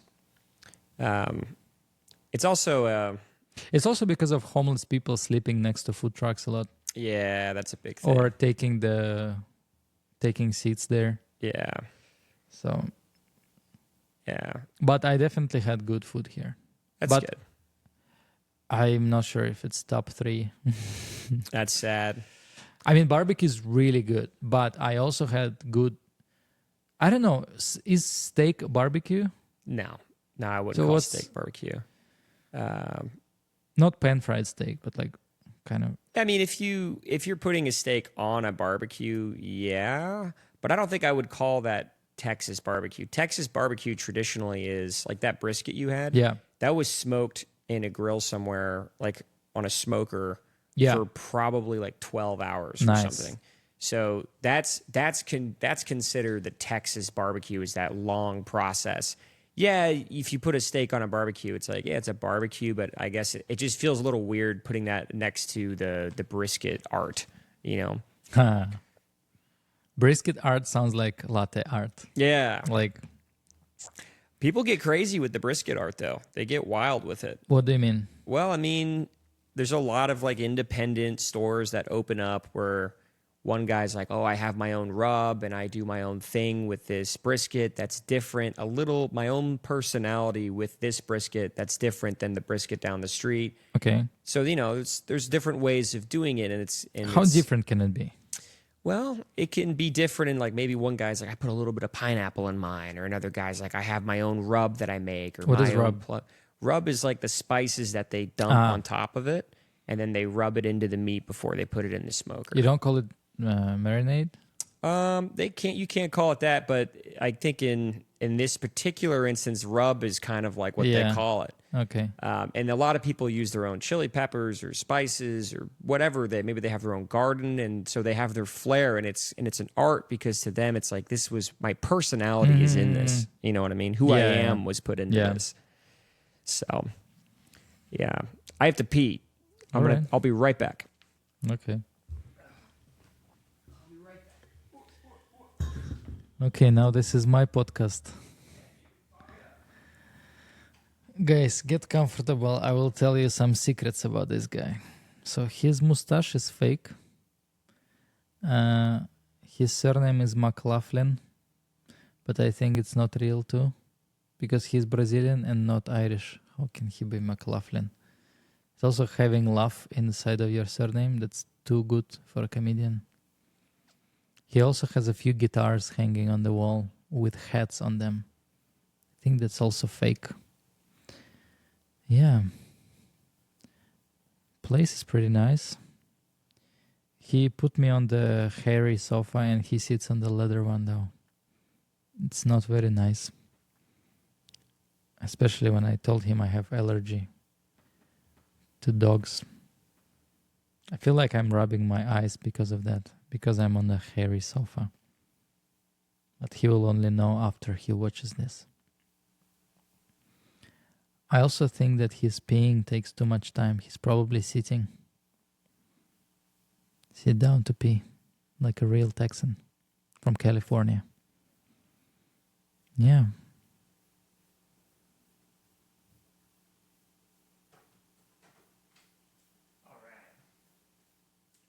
I was silent this whole time. I heard mumbling, dude. You're a liar. No. You're lying, bruh. It's the echo of your pee.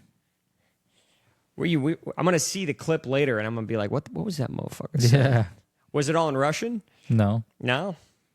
No. Damn Chinese. You wanna do a part in Russian, or you're not confident? Oh, I'm not confident in it at all. You just remember some phrases. I just got a little bit of phrases in me, and I don't think I could do it. It's like, I couldn't even do it. No, let's see. I forgot the word for today. Yeah, I couldn't even do it. Wow. Couldn't even do it. Сегодня. Hurts my ears. I made a video the other day about the French giving shit to everybody because they can't pronounce their language correctly. Yeah. But Russians would probably just not understand some of things you're saying. Yeah. Because the whole country speaks very much the same. Yeah. We don't have that much of Accents, yeah. Even if you got someone like way out east.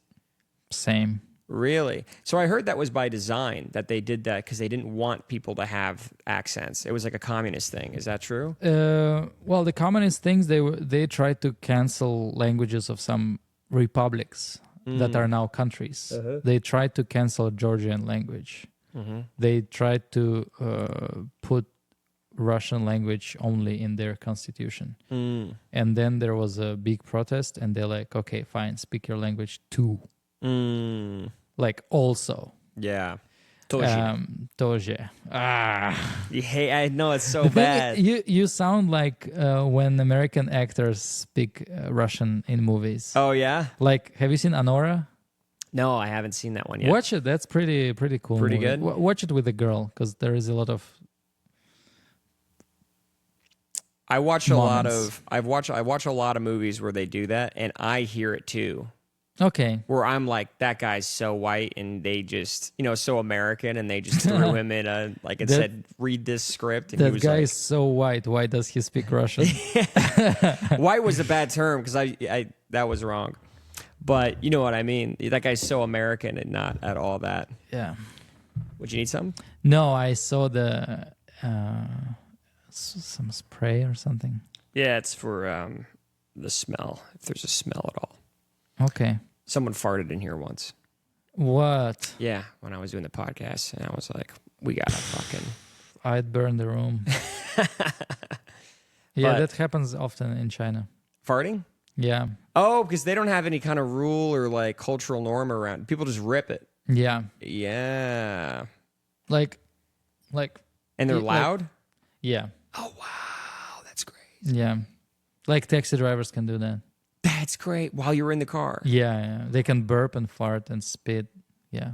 That's wild. That sounds like stereotypes. That sounds like I'm shitting on them, but I've seen it just so many times. That's so wild. They don't think it's weird? What do they say about it? Well, first you have to confront them to hear their opinion because they would not say voluntarily, excuse me or something. Mm-hmm. I had this experience in Malaysia. That was weird. I had a driver who would burp and apologize, but then he would do it all the time. Like, if you think it's wrong, maybe you just stop. Maybe you just like kind of close your mouth. So it happens. Okay. Happened a few times when I was here. Just close your mouth, then there is no sound. You kind of like, and that's it. Don't do like, yeah. Excuse me. What are you doing? How is it like a bit of hypocrisy? And in China, they don't even say excuse me. If you say like why are you doing that, they would say something like, it's natural. It's straight. Yeah. You remember you said natural and was straight? Yeah. Because I'm straight, that's why. Yeah. Or they can say that they didn't do anything. They'll just be like, what are you talking about? Yeah. That's another piece of culture that I really hate, is when you literally, how do you say that in English? Caught someone red-handed or... Yep, that's it. You got it. Caught him red-handed. Caught them red-handed, and they would be like, no. Like when people take picture of me on subway, like that. They do that in China? Yeah. Because you're a white guy? Yeah. And then I'm like, why'd you do that? That's me. Why did you do it? And they're like, oh, I didn't. What? They'll just lie. Yeah, exactly. Right there. Like childish. That's crazy. It's like there is a joke of a Russian comedian that he came home from school and his mom was like, hey, do you smoke? He's like, Mom, what are you talking about? And she took a cigarette out of his ear, when they put it on top. He's like, Mom, the lack of trust in our family, really. So that's like, they don't give up. You already like, hey, you just farted. Yeah. Like, why did you do it? I'm here. I'm the customer of your service. He's like, what? Who? That's so wild. I didn't. I think Americans are much more forthright about what they do and what's going on. That makes my culture feel like we're much more honest, don't you think? Like if you think something is bad, you're trying not to do it like that. Yeah, but also we wouldn't lie. We would just kind of be like, oh, like I think pretty much we're not. Well, I guess we kind of are. I was gonna say we're not nice just to be nice, but we are that way. Yeah. But we wouldn't lie to just a random person. Like, I don't think anyone here would do that. I've never seen something like that. Yeah, maybe because they have this thing called face. You have to keep face, otherwise you will lose face. Here? Face. No, in China. And in other Asian cultures too. So it's like when you accept that it's your fault, you're kind of losing face. So you have to fight. Like a social currency, kind of. Yeah. You have to fight to defend your honor, your face, your samurai, something. So you don't have to do seppuku. And you don't have to unless everyone knows that it's your fault, then including you. Then you give up. If everyone say you're wrong, but you still disagree, you have 99% of losing face. But you still protect yourself. You still protect yourself. Same as if you ask someone on the street how to find library or whatever. If they don't know, you still lie. They will be like, oh... They will try to guess, or they will say, I don't speak English, even though I asked in Chinese. Or they will find or they like say something, but they cannot say, I don't know. Because saying I don't know is almost same as say I'm stupid, which is losing face. Yeah. So that's interesting. I don't think people here would do that. I think if you ask someone, they'd be like, oh, I don't know. Like, I think they would say that pretty confidently. Just be like, I don't really know. There was a moment when someone asked me on the street how to find something, and I'm like, yeah. And you lied. Like, it's that way. Yeah. No, I'm like, I don't know now, but I know how to use iPhone. Produced in California. That is true. Let me show you how to use Google that's located in America. You open your phone and you type using Latin, using English language keyboard, the name of thing that you are going to. You know what you remind me of? Bitch. You remind me of a Colin Quinn joke. You know who Colin Quinn is? No. He's a New York comedian, and he has a great hour-long special about all the different people coming to New York and what they were like when they moved there. And at one point, he does the Russians. Oh. And he's like, in the 90s, the Russians come. And he goes, and the Russians fit right in. They were perfect. Yeah. Have you seen this bit? Whining wouldn't help. He's like, he goes, I saw this beautiful Russian woman at a subway, and I walked up to her and I said, man, the train's taking a little long, isn't it? Just to have a conversation, just to talk to her. And she said, yes, whining about it will not make it faster. Yeah. It's like, I heard it. shit. Did I hear it from you last time we talked? I think so. I think it might have been me. Maybe. What's the name again? Colin Quinn. That's my homework. How do you type colon? Colon like a therapy? So actually, let me pull it up. Collin. Colin. Colin Quinn, New York. Let's see if the special comes up. New York Story. The New York Story. Oh shit! It's Ed Bundy. El Bundy. What's that? Isn't it El Bundy? Oh no, he just looks a bit like him, but it's not him. From Love and Marriage. Love and Marriage. Oh, it does look like him. I know what you're talking about. Ed Bundy, right? Yeah. This guy's great. He's a very famous comedian. Yeah. That story is so funny. And when you did that right there with the phone, I was like, that is exactly what a Russian would do, is to be like, why are you asking for directions when we all have this thing here? Are you stupid? What's wrong with you? So I guess it's a bit, I'll have to do it. Yeah, that is funny. But that's a very Russian thing that we would all picture a Russian doing, is to be like very direct and straightforward and say, why are you asking directions? Like, are you stupid? Yeah. But I think Americans would give people the benefit of the doubt and go, oh, well, you probably, maybe your phone's not working or whatever. I think they just would be like, oh, whatever. Some people really cannot use maps. That's more common in Asia.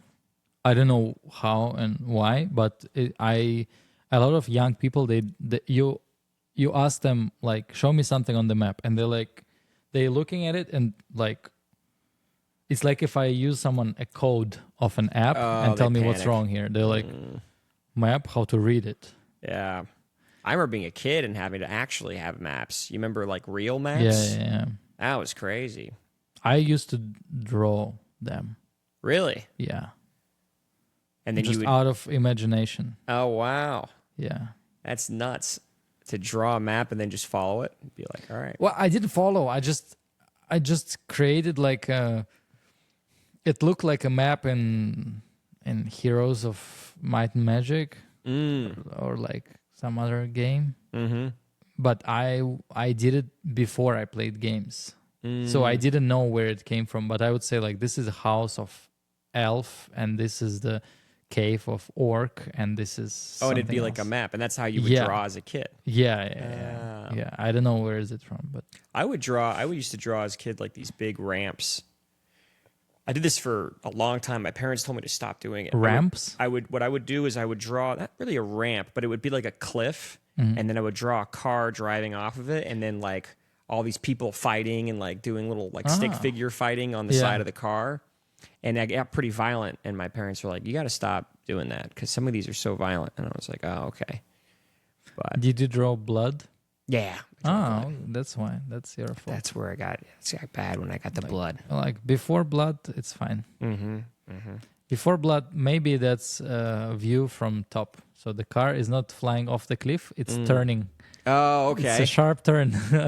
It's gonna save itself. Yeah. But now with blood, So again, what was it like growing up in Russia, though? I'm so curious. Like, what are things that happened to you that are like, that's... I don't know what's normal, so I wouldn't be able to say what was wrong. Yeah. What was unusual. But, well, in winter, half of the year is winter, almost. So snow is fun. You can jump into it. You can play snowballs. You can... slide downhill on something, like on a piece of carton paper. You have like a crazy story of something that you've done in the snow? I hit my head many times on ice. Oh, really? Yeah, many times. Skating? Like more than 10. No, I almost didn't ice skate. It's always like, how do you call it? Like, like skating down the hill on something. Like sledding. Could be sled, could be a piece of carton, could be... I did like snow skating for a bit. It's a board, but with no no clips on it. So Right. you just run, jump on it, and slide down. Right. I hit my head so many, probably 20 times. Hit my head like Damn, dude. all in like that. Yeah. Oof. That's how I became funny, though. So I mean, I was not a comedian before that. It Now knocked when it I'm, India. I'm almost Drew Nickens at some point. No, but I definitely had a few. That's a crazy thing. I definitely had a few concussions. Yeah. Definitely. Dang. You ever play a sport? Yeah, I did sambo for like 5 years. Oh, sambo. Yeah, that's the Russian fighting, right? Yes, that's Russian judo basically. Mm. And then I did a lot of martial arts during like university time and a bit after. I tried many. I did Muay Thai, I did MMA, I did boxing, I did grappling. Yeah. And I'm just generally exercising all the time. I would say I maybe in high school wasn't that much of it, but then in university I remember I liked a girl and she told me that I'm not Strong enough? yeah, like Damn, she I gave don't- you some bullshit just because she didn't like you. That's what that Yeah, was. but then I mean, we made it later. We made it. I Oh, think really? Maybe we even started dating, and she told me it would be cool if I have a bit more muscles. And I'm like, "Pff, easy." And then since then, I'm training all the time. That's But funny. I'm not traumatized by that. I also think that people should exercise. Yeah. If not for health physically, then at least for mental health. You need Right. to, because we don't move much in life. Mm. And I believe that if your central neural system never gets exhausted by physical actions, then you can never fully recover. You're always like kind of in a brain fog state. Interesting, because your bar is so low. Yeah. And you don't have much energy. Like any little challenge is really challenging for you. Like carrying stuff from supermarket, you'll get really tired if you don't train. Like going 5 floors up, you're already breathing heavy. What is that? You're a Yeah. young man. Like how is it? I don't work out at all, man. I'm bad at it. I should I can do say. it. I'm joking. No, you're in great shape. I mean, I eat well. That's the benefit. I eat very well. I've always eaten well. My parents were very big on food. They work out a lot. They do Pilates, but I've Both of them? always, yeah, my mom's a Pilates teacher, and then she drags my dad out, Nice. so he has to do it. So too. he's not fat.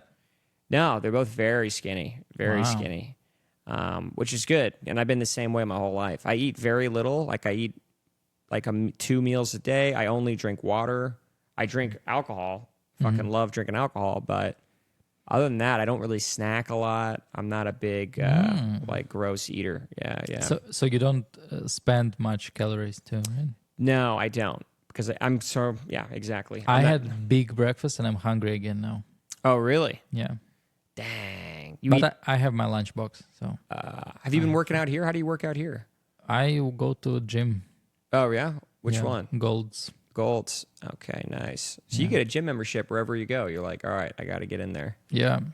Dang. Yeah. But I can also train without gym. All those travels, a lot of places they don't have gyms, like in a hotel, or they would say that they have gym. You go there, it's a broken treadmill and upside down chair, and that's it. And shit in the corner. Gym. Yeah. So I know how to train without any equipment. And I usually carry a rubber band with me. Okay. Because you can do pushing both with your upper part and your lower part. You can do pushing, but You're good. whoa. Yeah, it's like a spring. So, but you cannot do pulling without anything. So that's where rubber band comes in. So Yeah. push, pull legs, you can do everything in your hotel room. Yeah, the rubber band is good. How I would should you do that know? more? But did you ever did some I exercise? did. I used to. When I was like 20, 21, I had a personal trainer. Well, I actually did a video about this too. When I was a lot younger, when I was like 18, 17, I was fucking skinny, like really badly Six skinny. skinny? Yeah, it looked bad. And my parents were like, dude, Pictures? I can probably find one. But if it takes time, then fuck It'll it. take too much time. Yeah. But I was skinny. And my parents were like, you need to do something. So they gave me a personal trainer and a nutritionist. And I had to do... Those California parents, right? Yeah. So I was going to the gym. I was doing pretty good, but I was still skinny. I was just kind of getting muscle. Good. And which looked good. And I remember my nutritionist, and this is where the video came in. The nutritionist was like, you have the opposite problem of most of my clients. You just need to eat everything that's in front of you. Whenever there's food, eat it. Like, your problem is you're not eating. Just eat everything. Mm-hmm. And then she would do a calorie count on me, and she goes, you're eating a lot more on the weekend. Why? And I would tell her it's because during the weekend I'd go hang out with my friends and get wasted. And I was drinking and then eating. And she's like, good, do that more. Like, drink more and then go and get food. And I'm like, are you telling me to drink and drive? And that's basically the bit. Nice. But, I mean, it worked. I gained a You lot of weight. survived. Yeah. I survived. Yeah, I gained weight too. How much weight did you gain? Or that's what you have now? I probably weigh 140 now, 145, something like that. Back then, I probably weighed like 90 to 100 pounds, something like that. What? I was very skinny. Oh Very skinny. With what kind of height? Same height. Oh, shit. Very skinny. Wow, it's like 50 kilos. With, okay. It was a lot. And so, yeah, but you fill out, you know. I just didn't eat. That was my big thing. I just was not eating enough. And I don't know why. I just would eat and I would just get bored. I'd be like, I don't want to do this anymore. Wow. Yeah. Well, I cannot imagine that. I eat a lot and I train a lot. If I don't train for a week, I get depressed, seriously. I feel like I'm pathetic. I feel like I have to... I feel like my brain... my brain doesn't work well if I don't get tired. Like that. I have to milk it out. Like... Maybe like your dog. I don't know what kind of dog is it. It's a husky. Is it? So yeah, they have to run, right? Right.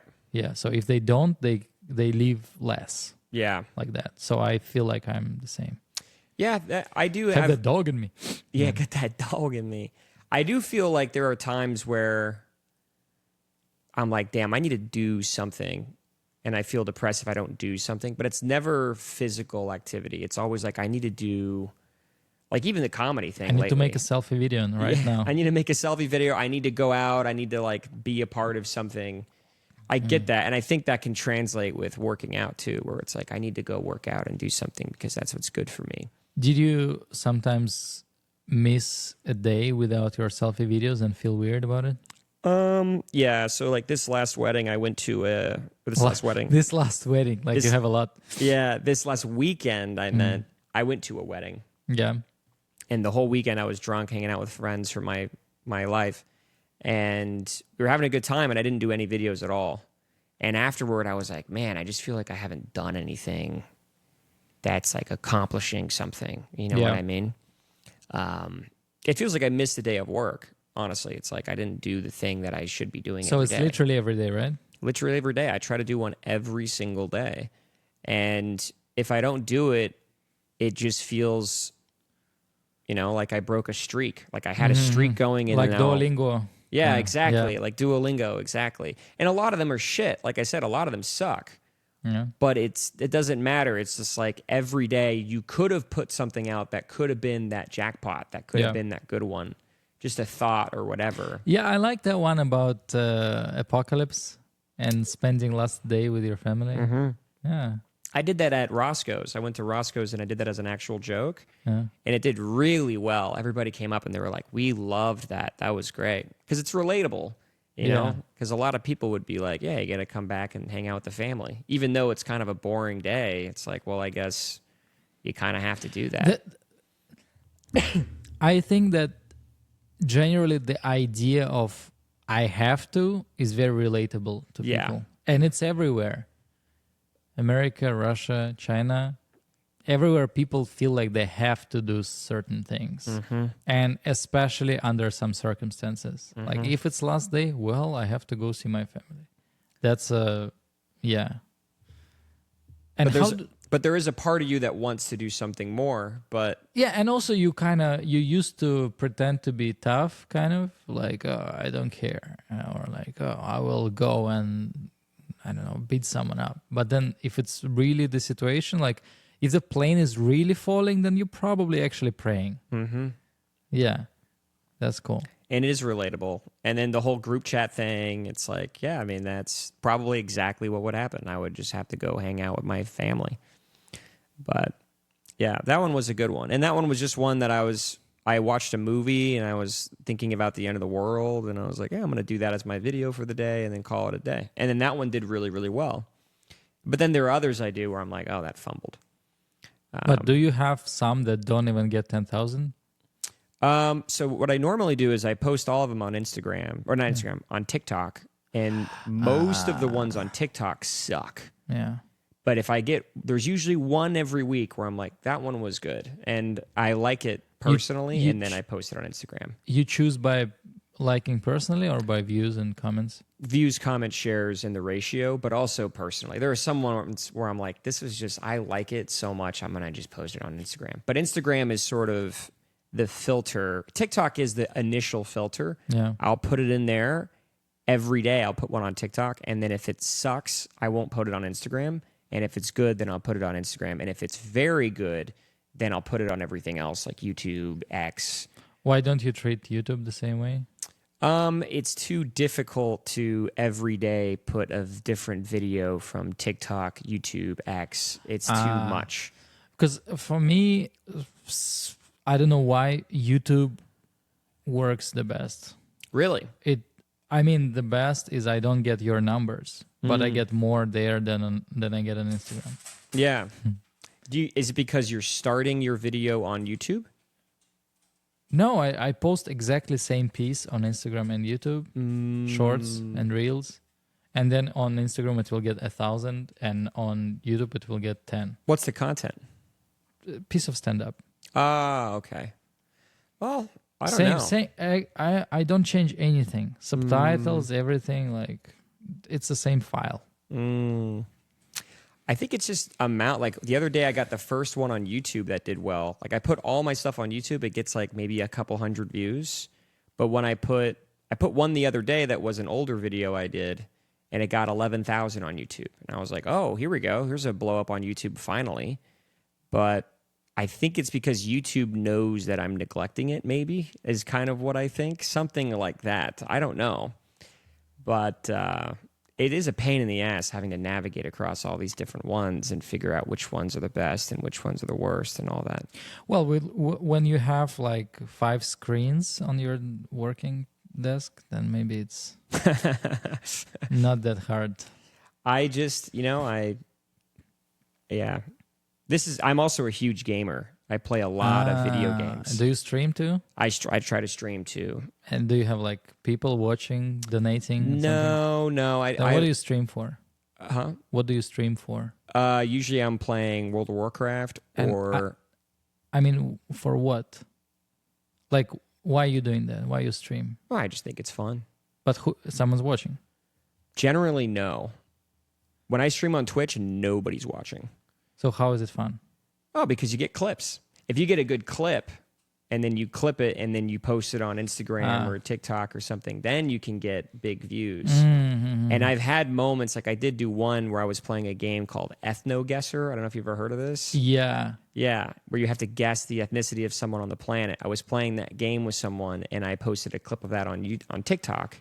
And that clip did pretty good. And nobody was watching the stream, but it was just a way of getting content. Yeah. You know? Well, same as what we're doing now, right? Same as what we're doing now. Like when I post it on YouTube, it may get like maybe a couple hundred views. But if we get a good clip, that's the one that's like, that's the views. You know? Okay.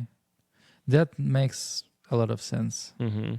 It's basically online open mic with just you. Exactly. Like a couple hours of just you and then maybe something. That's exactly the way I phrase it. TikTok is my open mic. But my booked show is Instagram. You know what I mean? If I get a show, I'm doing my best shit on Instagram.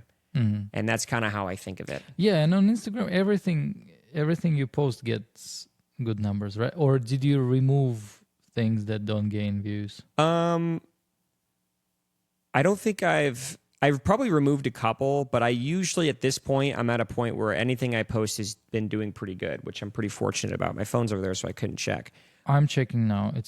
The pin things are crazy views, and then next ones are 25 you just recently posted, right? Yeah, that was today. 1.2, 800, 730, 600, 800, 140, 2.4. Then 30, 350. Okay, so you have some under. There are definitely some. Yeah. There's one that I did that I tried to monetize on TikTok, which I on Instagram, I mean. Yeah. And that's the one that says 2,000, I'm assuming. 2,000? Is that the one? There is 4,000 when I was in college. Yeah, that's the one. That's the one. You click monetize and it stopped showing? So you shouldn't be monetizing. Exactly. So when I set that one up, and that's a great video on TikTok, it blew up. And I was like, oh, I'll put that one on Instagram. But I was like, oh, mark it as monetize. And then they fucking suppress it. And I was like, bullshit. Can't. So I'm probably going to repost that one because it is such a good video. I'm probably going to repost it and not monetize. Another really good feature is if you're doing a video, hold on, let's see. So you can go here. Yeah. And then let's say you post a video. There's a feature called trial reels. Yeah, I did that. That's a really good feature. But how do you control what happened to it later? Because it's not in your feed. It's just shown to random people and then... Yeah. And then but what? That's good. You want random people. Random people is better than the people that follow you. People that follow you, they will swipe. Yeah, they won't watch or they'll like everything you do. That's pretty much it. What you want is random people. That's the goal. And if the trial reel is great because it's only random people, and if it's working well with just random people, then it's going to work well with everybody else. You know what I mean? But how do you get stats from trial? What I started doing is posting a lot of stuff on trial. I was just like, I'm going to post all of it. And then I would look through the views and I was like, some of them only got 1,000. Where do you get views? Where do you check that? Because it's not in the feed. Can you not see it here? No. Well, let me see. Well, okay. I can't pull my phone because it's filming. But yeah, okay. So let's say I take a piece where I'm doing handstand push-ups. Next. Yeah. Next. And then what? I click trial, right? Trial reels. So do you already have one that you've posted on trial reels? Yeah. But we're just doing this. Okay, yeah. And then I would say hashtags SHPU. Yeah. Hashtag gym. Hashtag motivation. Yeah, all of it. Do all of it. All of it. Okay, then fitness,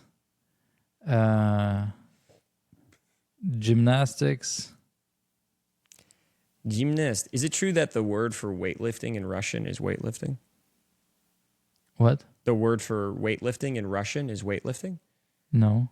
No? Gymnastics is gymnastika. Oh, okay. Dang. I told someone else that the other day, and I guess I was lying. Mistake. Okay, so a bunch of hashtags. Location? No, I don't do location. Or trial, no location. Okay. I would just put trial and then post it. That's it. Yeah, okay, then post share. It. And then what you can do is now go back to your profile. Mm-hmm.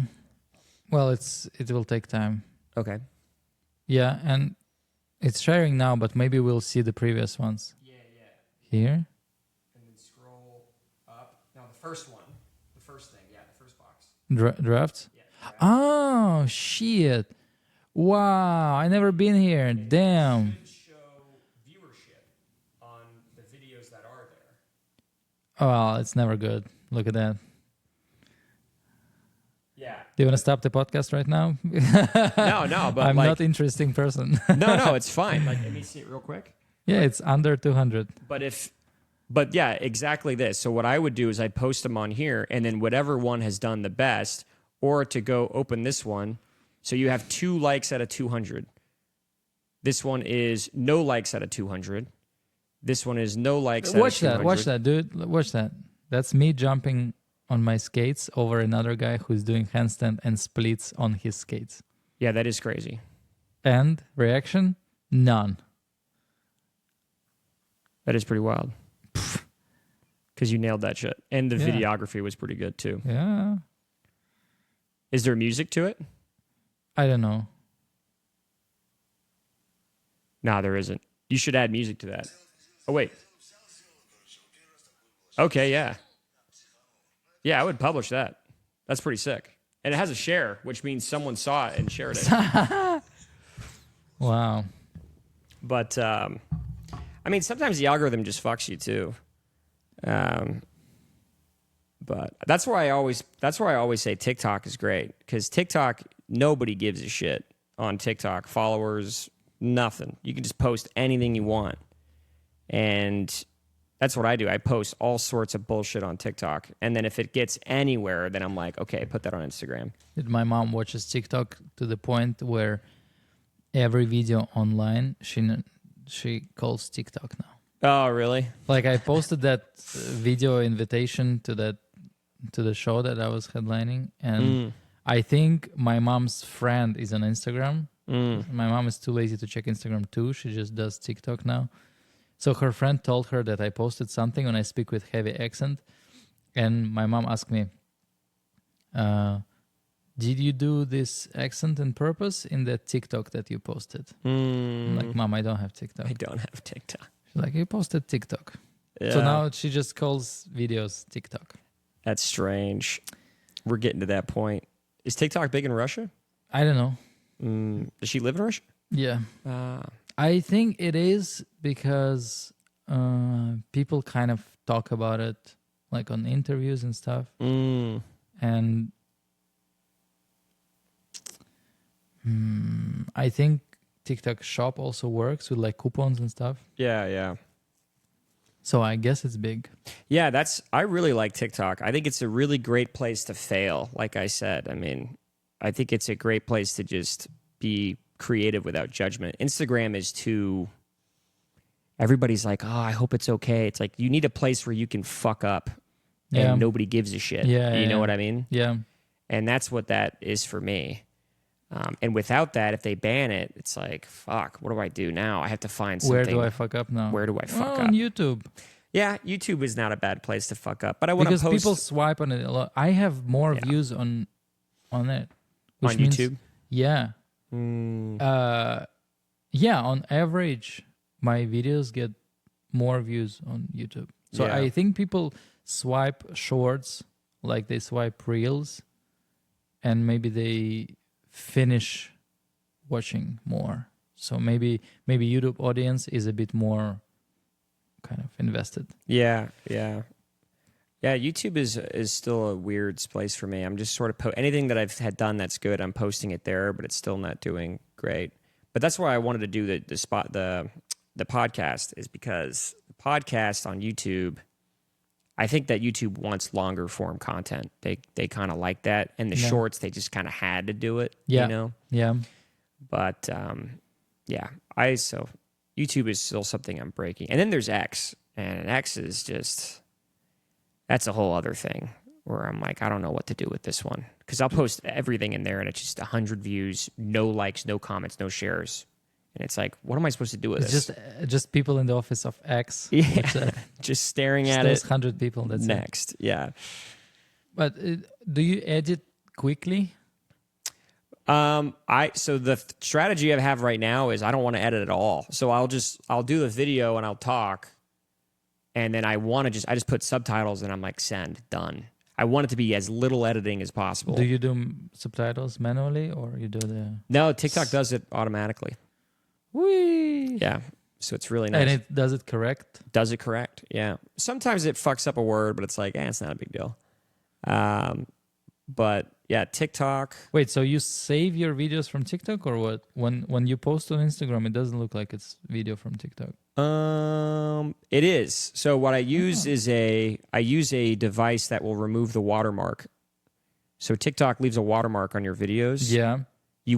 That's another thing. If you post that with that watermark, Instagram will shut your shit down. So you have to remove it from that watermark. Otherwise, Instagram's going to shit on it. Yeah, that happened to me before. Yeah. So.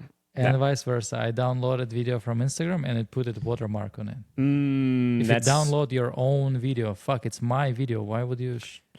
You need to remove it and turn it into a raw video and then post it to these other places because they'll fuck you up. Like, look at, so this is my Instagram profile. Ooh, who's that? That's a hot girl that never responded to me. Oh. This was my mortgage Instagram. Oh. And this was before I was doing comedy. Okay. Hey. Hold on. And you can see all of these are TikToks, and I just translated them to, let's see. Oh, you have millions of views here too. Well, see, and that's why, because I've been doing it for 6 years, so I know now the formula. But the thing is mortgage is so fucking boring that it limits the amount of views you can get because nobody gives a shit about mortgages. Yeah, I would swipe. Exactly. So you don't get as much interaction. But when you do videos about just comedy in general, it broadens the amount of shit you can get. I forgot what I was going to show you. Fuck. I forgot. I don't know. But this was my mortgage one. Anyway. Okay, so let's see if this one posted. No views. Not very nice. Yeah. But you also, I think you need a breakout video. Like if you get a video that will, so that's actually a good thing to show you. My breakout is 18,000. Yeah. 18. And what's good to do with that is to make a follow-up video and then interact with that video. Like my reaction? Well, something like that, or just like talking to people in the comments. So like my breakout video on this page, I had like no followers until I made, where the fuck is it? Hold on. This one here, the one that got 27 million. This one video got me like 30,000 followers. It was insane. But then wait, what? How many you have now? 37. So like most everything was this video. Wow. That was it. Wow. Then what happened? Let's watch it.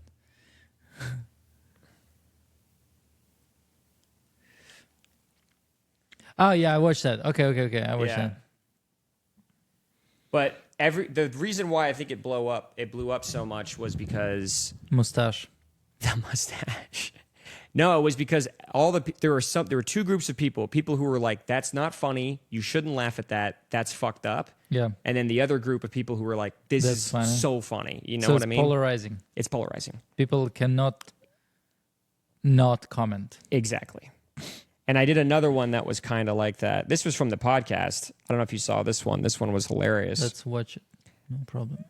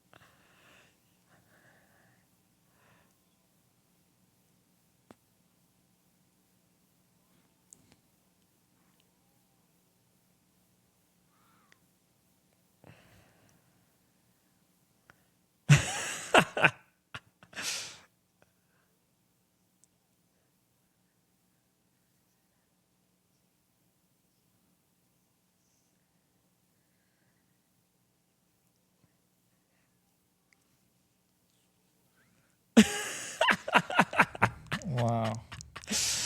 That video was fucking nutty, but that one... I feel like a very boring guest now. Oh, no, you're fine, man. You're good. He was a little insecure about that video going out, too. He was like, I don't know if that's like a great thing I should be telling people because it makes me sound crazy. And I was like, I don't know. I think it's just a good video. But Wow. that is an insane story. You could redeem yourself. What's a crazy fucking story you got? So wines. Very, very poor attempt of Australian accent. How do you say once in Australian? Once? Once?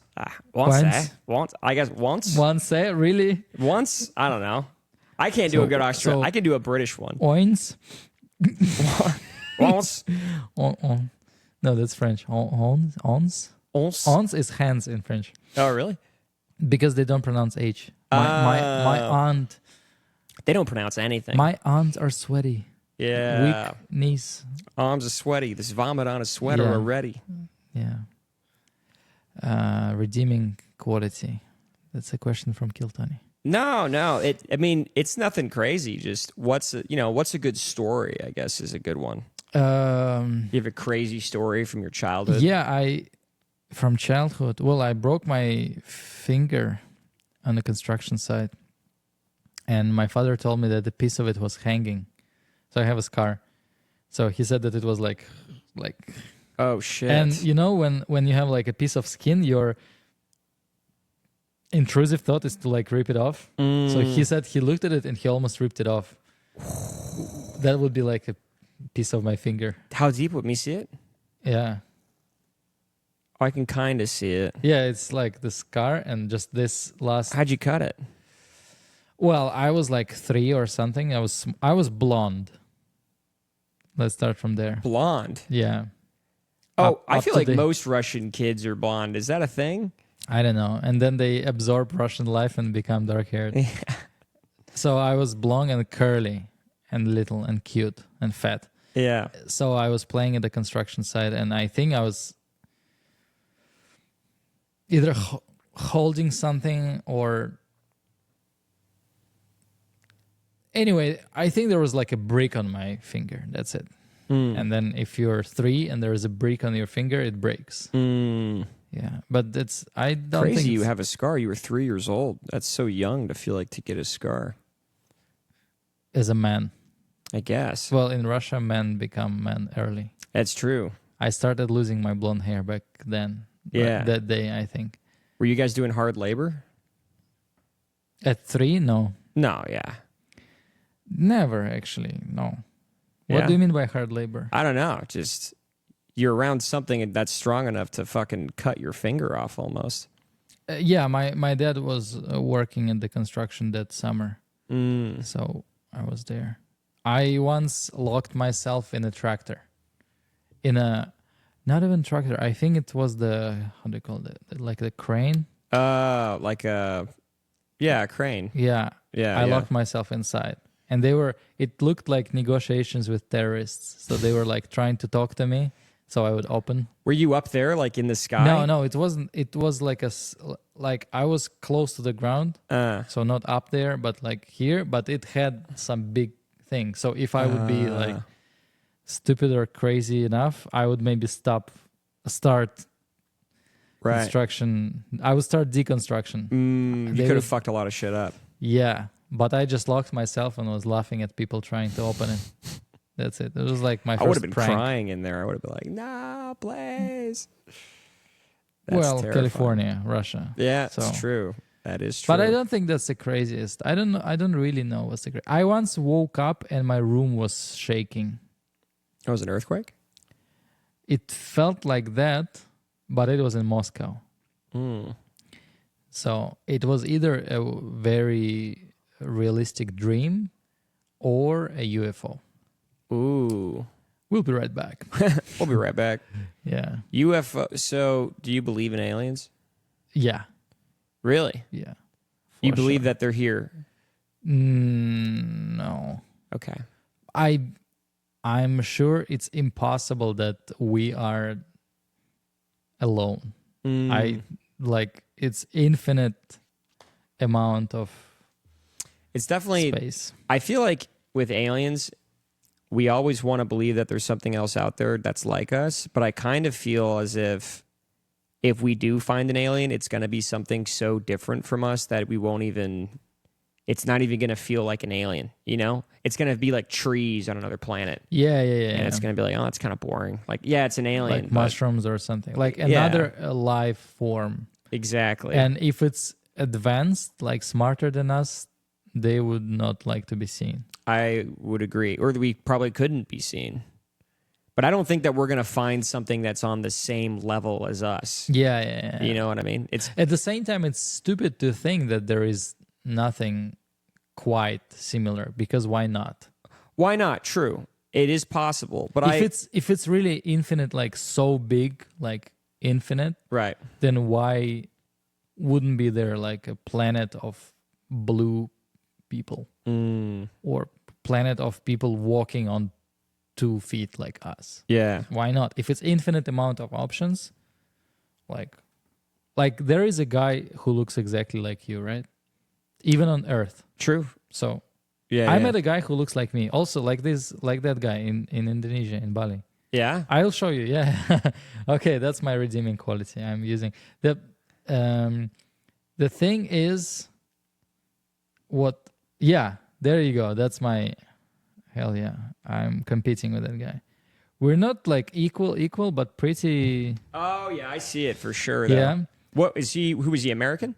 No, Russian. He was Russian too. Yeah, and you see we're by accident wearing the same color. Yeah, you guys look like brothers for sure. Yeah. Next, he's also Ondrey. Yeah. Oh, he's also Ondrey. Yeah. Next, wow, dude, birth date. You have the same birthday. Yeah. Was he from Moscow? Yeah. Oh, so shit. now you know what's human design, right? Yeah. Yeah. You mean like we're all created with the same design? No. It's like next level astrology. It's like you tell them your name, your birthday, including time, and they can tell you what kind of person you are. So, dude, he's 4 years older, but the date is same. Just that another year, month, and yeah. Do you believe in astrology? No, really, but it just sometimes matches. Yeah. I think I'm a lot like mine. Who I'm an Aries. What is that? Aries is March 29. That's my birthday. Oh, you just had it recently. Yeah, I had it recently. How old did you I'm 31. turn? Okay. 31. Yeah. How about you? What are you? I'm turning 33 this August. Ah, okay. Okay. Yeah. And he's turning fucking 37. 37. Yeah, I think. So, dude, we were introduced to each other by our common friend, and he had a group of friends at the table, and then I came, and they're like, whoa, hey, whoa, like that. And I look at him, I'm like, no, not really. But then on the picture, it's close. Which one is me? I mean, it's you on that side. But, okay. But honestly, if you showed me that, and also you look younger in that photo. Yeah. How long ago was that? It's hard. I think a year and a half ago. A year and a half? Yeah. I will show you his Instagram. He is really, that's, yeah. And yeah, dude, zoom him in. You'll see that's now that I have less beard. Yeah, that looks like you. That looks like you. And then we're like, oh, the name. And then later I posted picture, or he posted picture, and like, oh, we're wearing same t-shirt, something like that. And he's like, dude, when's your birthday? I'm like, and he's like, no fucking way. That's crazy. So what are you? What are you, Aries? What are you? Leo. Leo. I don't know shit about Leo. Fuck. We're supposed to love compliments. Oh, really? But if people compliment something that I'm not, if I disagree with compliment, I'm not taking it. So it's hard to, how do you call it? Honeypot or no? What's the, like... yeah, honey dick or brown nose. Honey is a big dick? one. Honey dick is a whole other thing. That's from a movie. Honey dick is from a movie. So yeah, if people compliment something that I don't think I have, don't think I'm good at. So if something compliment the show where I bombed, I'm like, dude, be real. Come on. Yeah. That's the word. I don't think anyone likes that though. And that's the thing about the horoscope stuff. Leo's supposed to love compliments every day, and that's the best way to communicate with Leos. And you agree with that? No. You don't think that you're like that? No. If I receive compliment when I don't need it or I disagree with it, I don't like it. But I also I think after 25 or something, I recognize that sometime I feel like I want a compliment, and then I would ask for it. And I don't think it's a problem. Like, hey, dude, what do you think about like this? Is it cool or not? Like, but maybe I'm not sure I'm seeking for compliment. I'm trying to match my opinion with someone else's opinion about something related to me. You're trying to get a gauge for where, like, is this a thing? Like, is this weird? Is it cool? Like, what is this? It's like what comedians do actually to each other. Like, hey, this is funny. Does this make sense if I go to this direction? Like what I told you about Taxi Driver. Like, should I turn it into a bit? I feel like I should, because he looks like Hugo but sounds like Boris. I think that's kind of funny. Yeah. So, yeah, that's Leo. But I also, there are a few, like I read about myself from Human Design. They will, if you search it right now, they will show you like big diagram about, it looks like a video game. It looks like your character in RPG, something. Oh, it's like your traits? Yeah, something like that. Yeah, What's it called? Human Design chart. Yeah, see? It looks like some almost religious kind of picture, but it's just your stats, like basically. It's your character. The Chinese chakra. Yeah, but it doesn't really have... Well, there is like heart, liver, brain, something like that. I'm not very deep into it. I don't really believe in that. But just it's funny how some things are very close. Very close. Yeah, they're guessing a lot. It's like I have a friend, she does tarot reading. And some of things she told about me or about my friends, they were like really crazy guess. Yeah. And it was good? She was on it? Yeah. She guessed that my dad has hernia. And she was right? Yeah. Oh, wow. Yeah. But I mean... That is pretty wild. If you think about it, maybe half of people in the age of 60 have hernia. That is true. Also. So, that is true. My dad's had a hernia. So that is something... Have you seen the guy that I was trying to look up a... Yeah, let's check what's me. It could be your... I mean, another game for a podcast. Yeah. Daily horoscope. Oh shit! The daily ones are dumb though. Are you doing the poke the bear? Yeah. Tonight? Is that the midnight one? Oh, it's the one at 6, right? 8, I think. 8. Okay. I was gonna go to the one at 5, but I actually got on Buzzmill, which is like another open mic in that area too. It's up. It's on Riverside. So it's somewhere here. Yeah. Buzzmill is between trucks, right? It's like a food court. I remember I came there and they're like, oh yeah, that's sign up list. I'm checking. I'm 30 something. Yeah, it's a standby. But I signed up online and I got on this last week, so I'm gonna actually have a decent spot. It's just comedians there, right? There's a lot of comedians, but there's also people that come in. It gets pretty good. Okay. So Buzzmill can be good, but if you're not signed up online, then you're kind of fucked because you're just going on standby and you're not going to make it. Standby starts from 20 something? Yeah, 20 past. Yeah. So I got lucky. But I was going to go to the one at 5. If you want to try to make that, we can call this in 15 minutes and then go to that one. Is it already that? Oh, well, no, it starts at 6. But we have to leave by 5 to get there. Oh, okay. Yeah. If you want to do that. 5. It starts at 6. So we would have to leave here by 5 o'clock. It would start at 6, but you kind of want to be out there around like 5:20. 5:20, 5:30. Okay, that's the buzz mill. No, this is at Creek and Cave. Where do you park? I park on the street. Because I came by car now. Oh, you send SMS? How do you pay for parking? Yeah, but the street parking on Tuesdays, you don't have to pay past 6 o'clock. So if we get there and we park at 5:30, I don't even pay. I just wait. Oh. But on Wednesday, Thursday, Friday, I'll pay on my phone. Yeah. Why is it Tuesday? It's just Wednesday, Thursday, Friday is generally busier downtown, and so they try to get more money and they go till midnight. But Monday, Tuesday, it's not that busy, so they just make it like at 6. Okay. And then Sunday is free. It's free on Sunday. Okay, let's do it. You want to do that? Yeah. Let's read my horoscope. Yeah. And that will be great finale, grand finale. Yeah, I like that. Let's just go to this website. This website seems like it's going to give us a full thing. Creative Soul. Weekly, tomorrow, monthly. What's just like the fucking 2025? Okay. Yeah. It's the year you've been waiting for.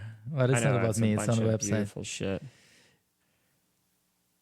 Natural courage. You'll embrace change both externally in your resources and relationships, internally within your soul. This year, the planets promise to guide you toward deeper self-understanding and growth. Nodes of destiny entered Pisces, Virgo. See, this isn't like your actual horoscope, though. This is like their projection of how your year is going to go. Well, that's pretty good. When did I get on Kill 20? In middle of April. What it says about April? It's March, yeah, and then let's see. Passions, Aries, eclipses, enters near Neptune. Follow your imagination throughout the year.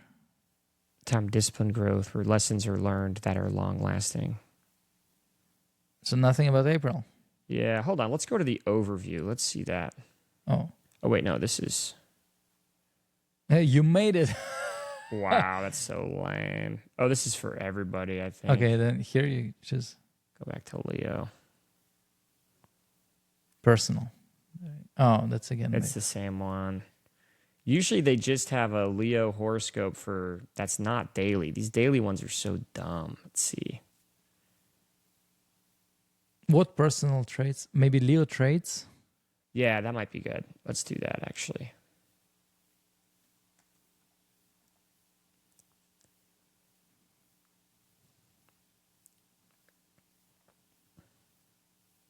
Positive and negative. I like that. King of Animals.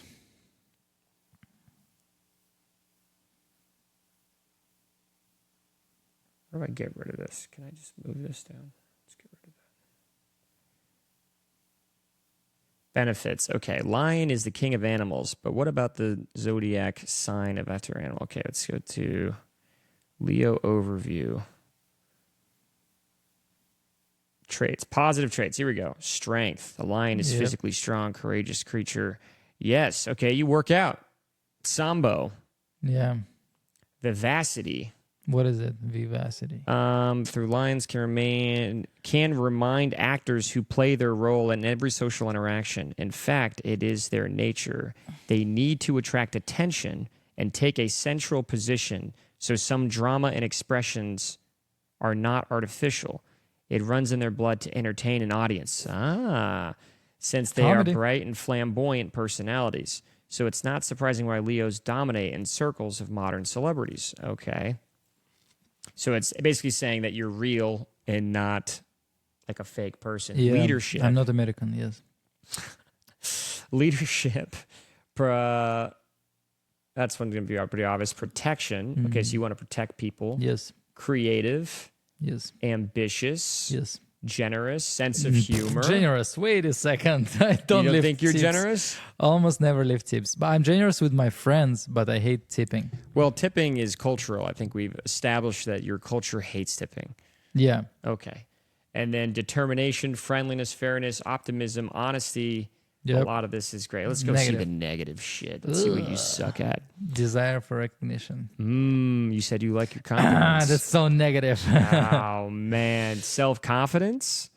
It is good to be a confident person, but lions do not feel that line between this good quality and self-confidence. Their belief in themselves is so big that it results in difficulty to assess life situations with our prejudice. Being self-centered, they never accept other people's visions and are not ready to listen to it. Yeah, Ooh.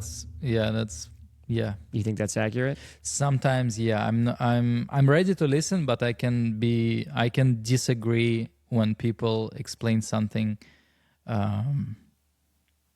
poorly.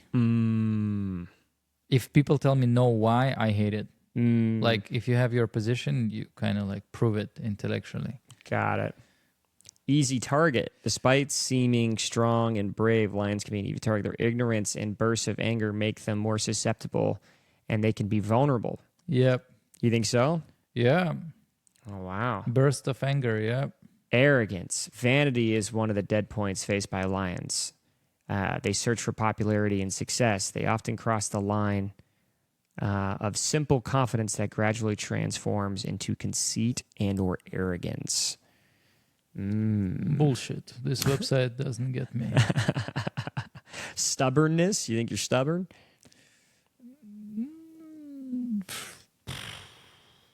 Relatively, I would say. Hate to be criticized. No, I'm okay. This is not right. Ooh, laziness. I don't think you seem like you're a very lazy person. Never hurry to work. Well, I don't like work. I prefer to do less but effective than I don't like repetitive actions with a little reward. Yeah. Pride, jealousy. Jealous? Yeah, more. Yeah, I guess. Yeah. Yeah, jealousy and competition together. Like I compare myself to others, and I'm like, with less skills of or charisma, they get more recognition. That's unfair. So it's like, yeah, jealousy, competition. Yeah, that makes sense. Not simple kids to raise. Never listen to advice. You think that was true? Yeah. Friendship? Yeah. Faithful, loyal, generous. Yeah, I'm generous with friends. I like treating my friends. I like bring gifts back from traveling or something like that. Right. Yeah, education, career, business. Oh, passionate about business. Well, great entrepreneurs. Nope. You don't think so? No. But I also, I feel like my business chakra activates when I'm close to zero. When my balance is about to expire completely, then I kind of become smarter. When I still have some, what was it? Laziness? Yeah. Yeah. I see what you're saying. I'm not very ambitious in terms of money if I'm not in a critical situation. Yeah. Well, how have you been funding all of your trips? I have some savings. What'd you do in Russia? Russia was a long time ago, man. What have you been doing for money, like in China and all that? In China, well, I was helping a couple businesses to get clients from overseas. I worked in the office as a marketing guy for a crypto company. It was before COVID. I trade a bit. Like day trading? Yeah. This and that. In China, I did everything that foreigners, well, not everything, but a lot of things that typically foreigners do, like teaching English, modeling. Yeah. My favorite side hustle in China was hosting the award ceremony for a robot building competition. Oh, that's badass. So you were at the mic and you get to host like a battle bot thing? I wasn't commentating. Oh. The best thing, I was only doing the award ceremony, which is 10 minutes, $500. That's badass. Yeah. I mean, I spent the whole day with travel, renting the suit and everything. It's a whole day. But technically it's 10 minutes, $500. That was pretty cool. Yeah. Yeah, that's cool. This is the big one. The advice for Leo. Oh, shit. Yeah, let's go. Listen to other people who give you advice, since it can be useful. Try to be consistent and patient in relationships. Yeah, okay. Don't treat criticism negatively. Pay more attention to your family members. They need your attention. Admit your mistakes. Don't blame others for your problems. And let yourself have some rest, but only in limited portions. Okay. Okay. Yeah. Great. Not too much procrastination. Yeah. Horoscopes have always been interesting for me. Like I said, I think I'm a lot like mine. The Aries one is a lot of like passion. What do they say about Aries? It's like always like passion is a big thing. You're very intuitive. I'm stubborn. I'm a bit loud. I talk too much is a big one. What's another one that they said that I was like entrepreneurial? I think I'm pretty entrepreneurial. Business-minded, a bit stubborn, a bit isolated. Like I can be a bit lonely is a big thing. But you live alone here, right? I live alone. Yeah. Damn. So like there's a lot of things that I do where I'm like, that sounds like me, you know? But you have things in order. It's not messy. It's not. I mean, I keep it clean. Yeah. I've lived here for 6 years. So In this house? yeah. Wow. Wow. You don't like to move. Don't like moving. I told you, I hate traveling. I don't like moving. Like I had to go to a wedding next week in Mexico, and I'm like dreading it because I just don't want to go anywhere. Wow. I don't want to do it. I'd be excited. You know, But I cannot go to Mexico because my episode is out next Monday. So I gotta kind of stick to, yeah. that should be good. Yeah, I'm excited. I'm very curious what's happening next. It's interesting. I felt that interview was short, so I don't know if people find me interesting or entertaining. I know that my set worked, but it's just literally 2 jokes. Do you know how long you were up there? No. I felt like maybe 5 minutes, including set. I felt that interview was very short, but it could be longer. It might be longer. I don't know. I remember when I went up, I thought my whole thing was extremely short. But the only reason I remember how long it was is because they said, and you were up here for 20 minutes. And I was like, what? That's jealousy. fucking long. Leo has jealousy, dude. Well, and you got to talk to Heidi on the stage, dude. I did get to talk to Heidi. Yeah. She was very nice. Yeah. But I thought Tony was being mean to me. I was like, this is I don't like this. But after that bit, I think it went pretty well. So... Did you get any traction? Did you get people inviting you to do something? No. I was so new, like there was nothing I could have done anyway. So your set was... My set was garbage. So it it was clear you're new, right? Yeah, it was very clear. I finished and it bombed. And they were like, oh, that sucked. And they were like, that was so bad. And they were like, look, you're making people leave. And they started pointing at people that were going to the bathroom. And I was sitting there like, I'm sorry. And they're like, how long have you been doing? And I'm like 2 months is what I said. But it was actually a month. It was my 15th time on a stage. Wow. And they were like, well, let's talk about it. What are you doing? What are you doing in life? And then they started roasting me for a bit. And they kept roasting me. And then they started talking to someone in the audience they had talked to before. And they started digging a little deeper, kept roasting me. And then eventually the Heidi bit came. And then when the Heidi bit happened, the first interaction we had, Tony was like, this is funny. Alexa, stop. Tony was like, oh, I'm in love with this. We're going to keep going. And then he just kept the bit going longer and longer and longer. And then that's how it went pretty well. But for the first 15 minutes, I can't even watch. It's so cringe because I'm so bad. I'm so terrible. I'm so nervous. It's really awful watching myself. But anyway. Well, set was okay, and then a couple jokes during interview were okay. There was a moment when I did a slavery joke, which will get viral. It was accident, and you can see that it was accident. That's why it's kind of gonna be forgiven. Accident? What'd you say?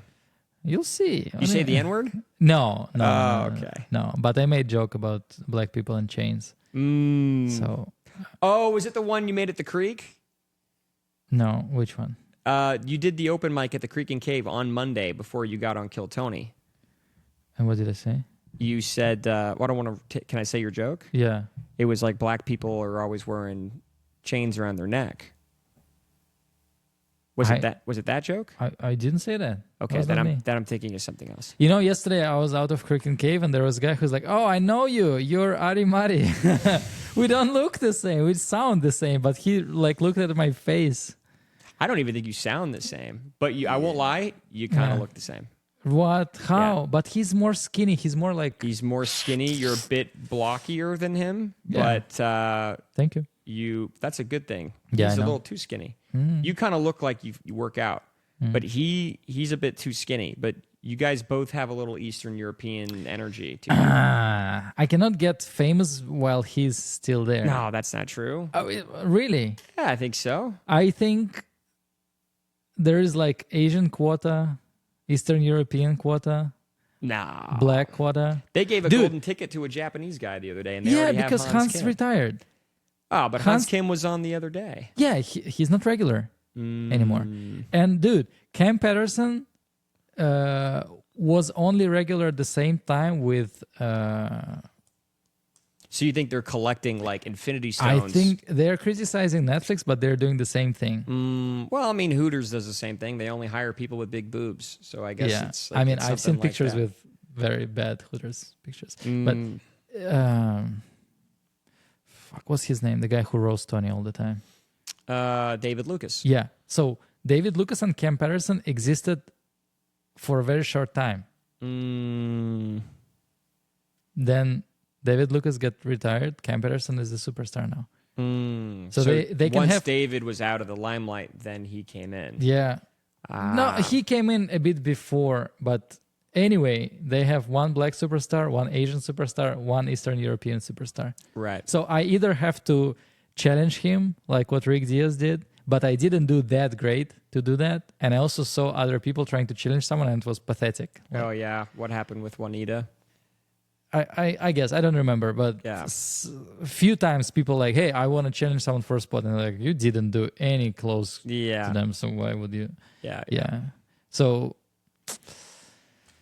I hope it's I hope it's wrong. I hope this perception is wrong, but Well, I mean, there's probably some truth to it, but I think, at the end of the day, too, putting all of your stock into Kill Tony that's something else, Like, at the end of the day, it's just comedy.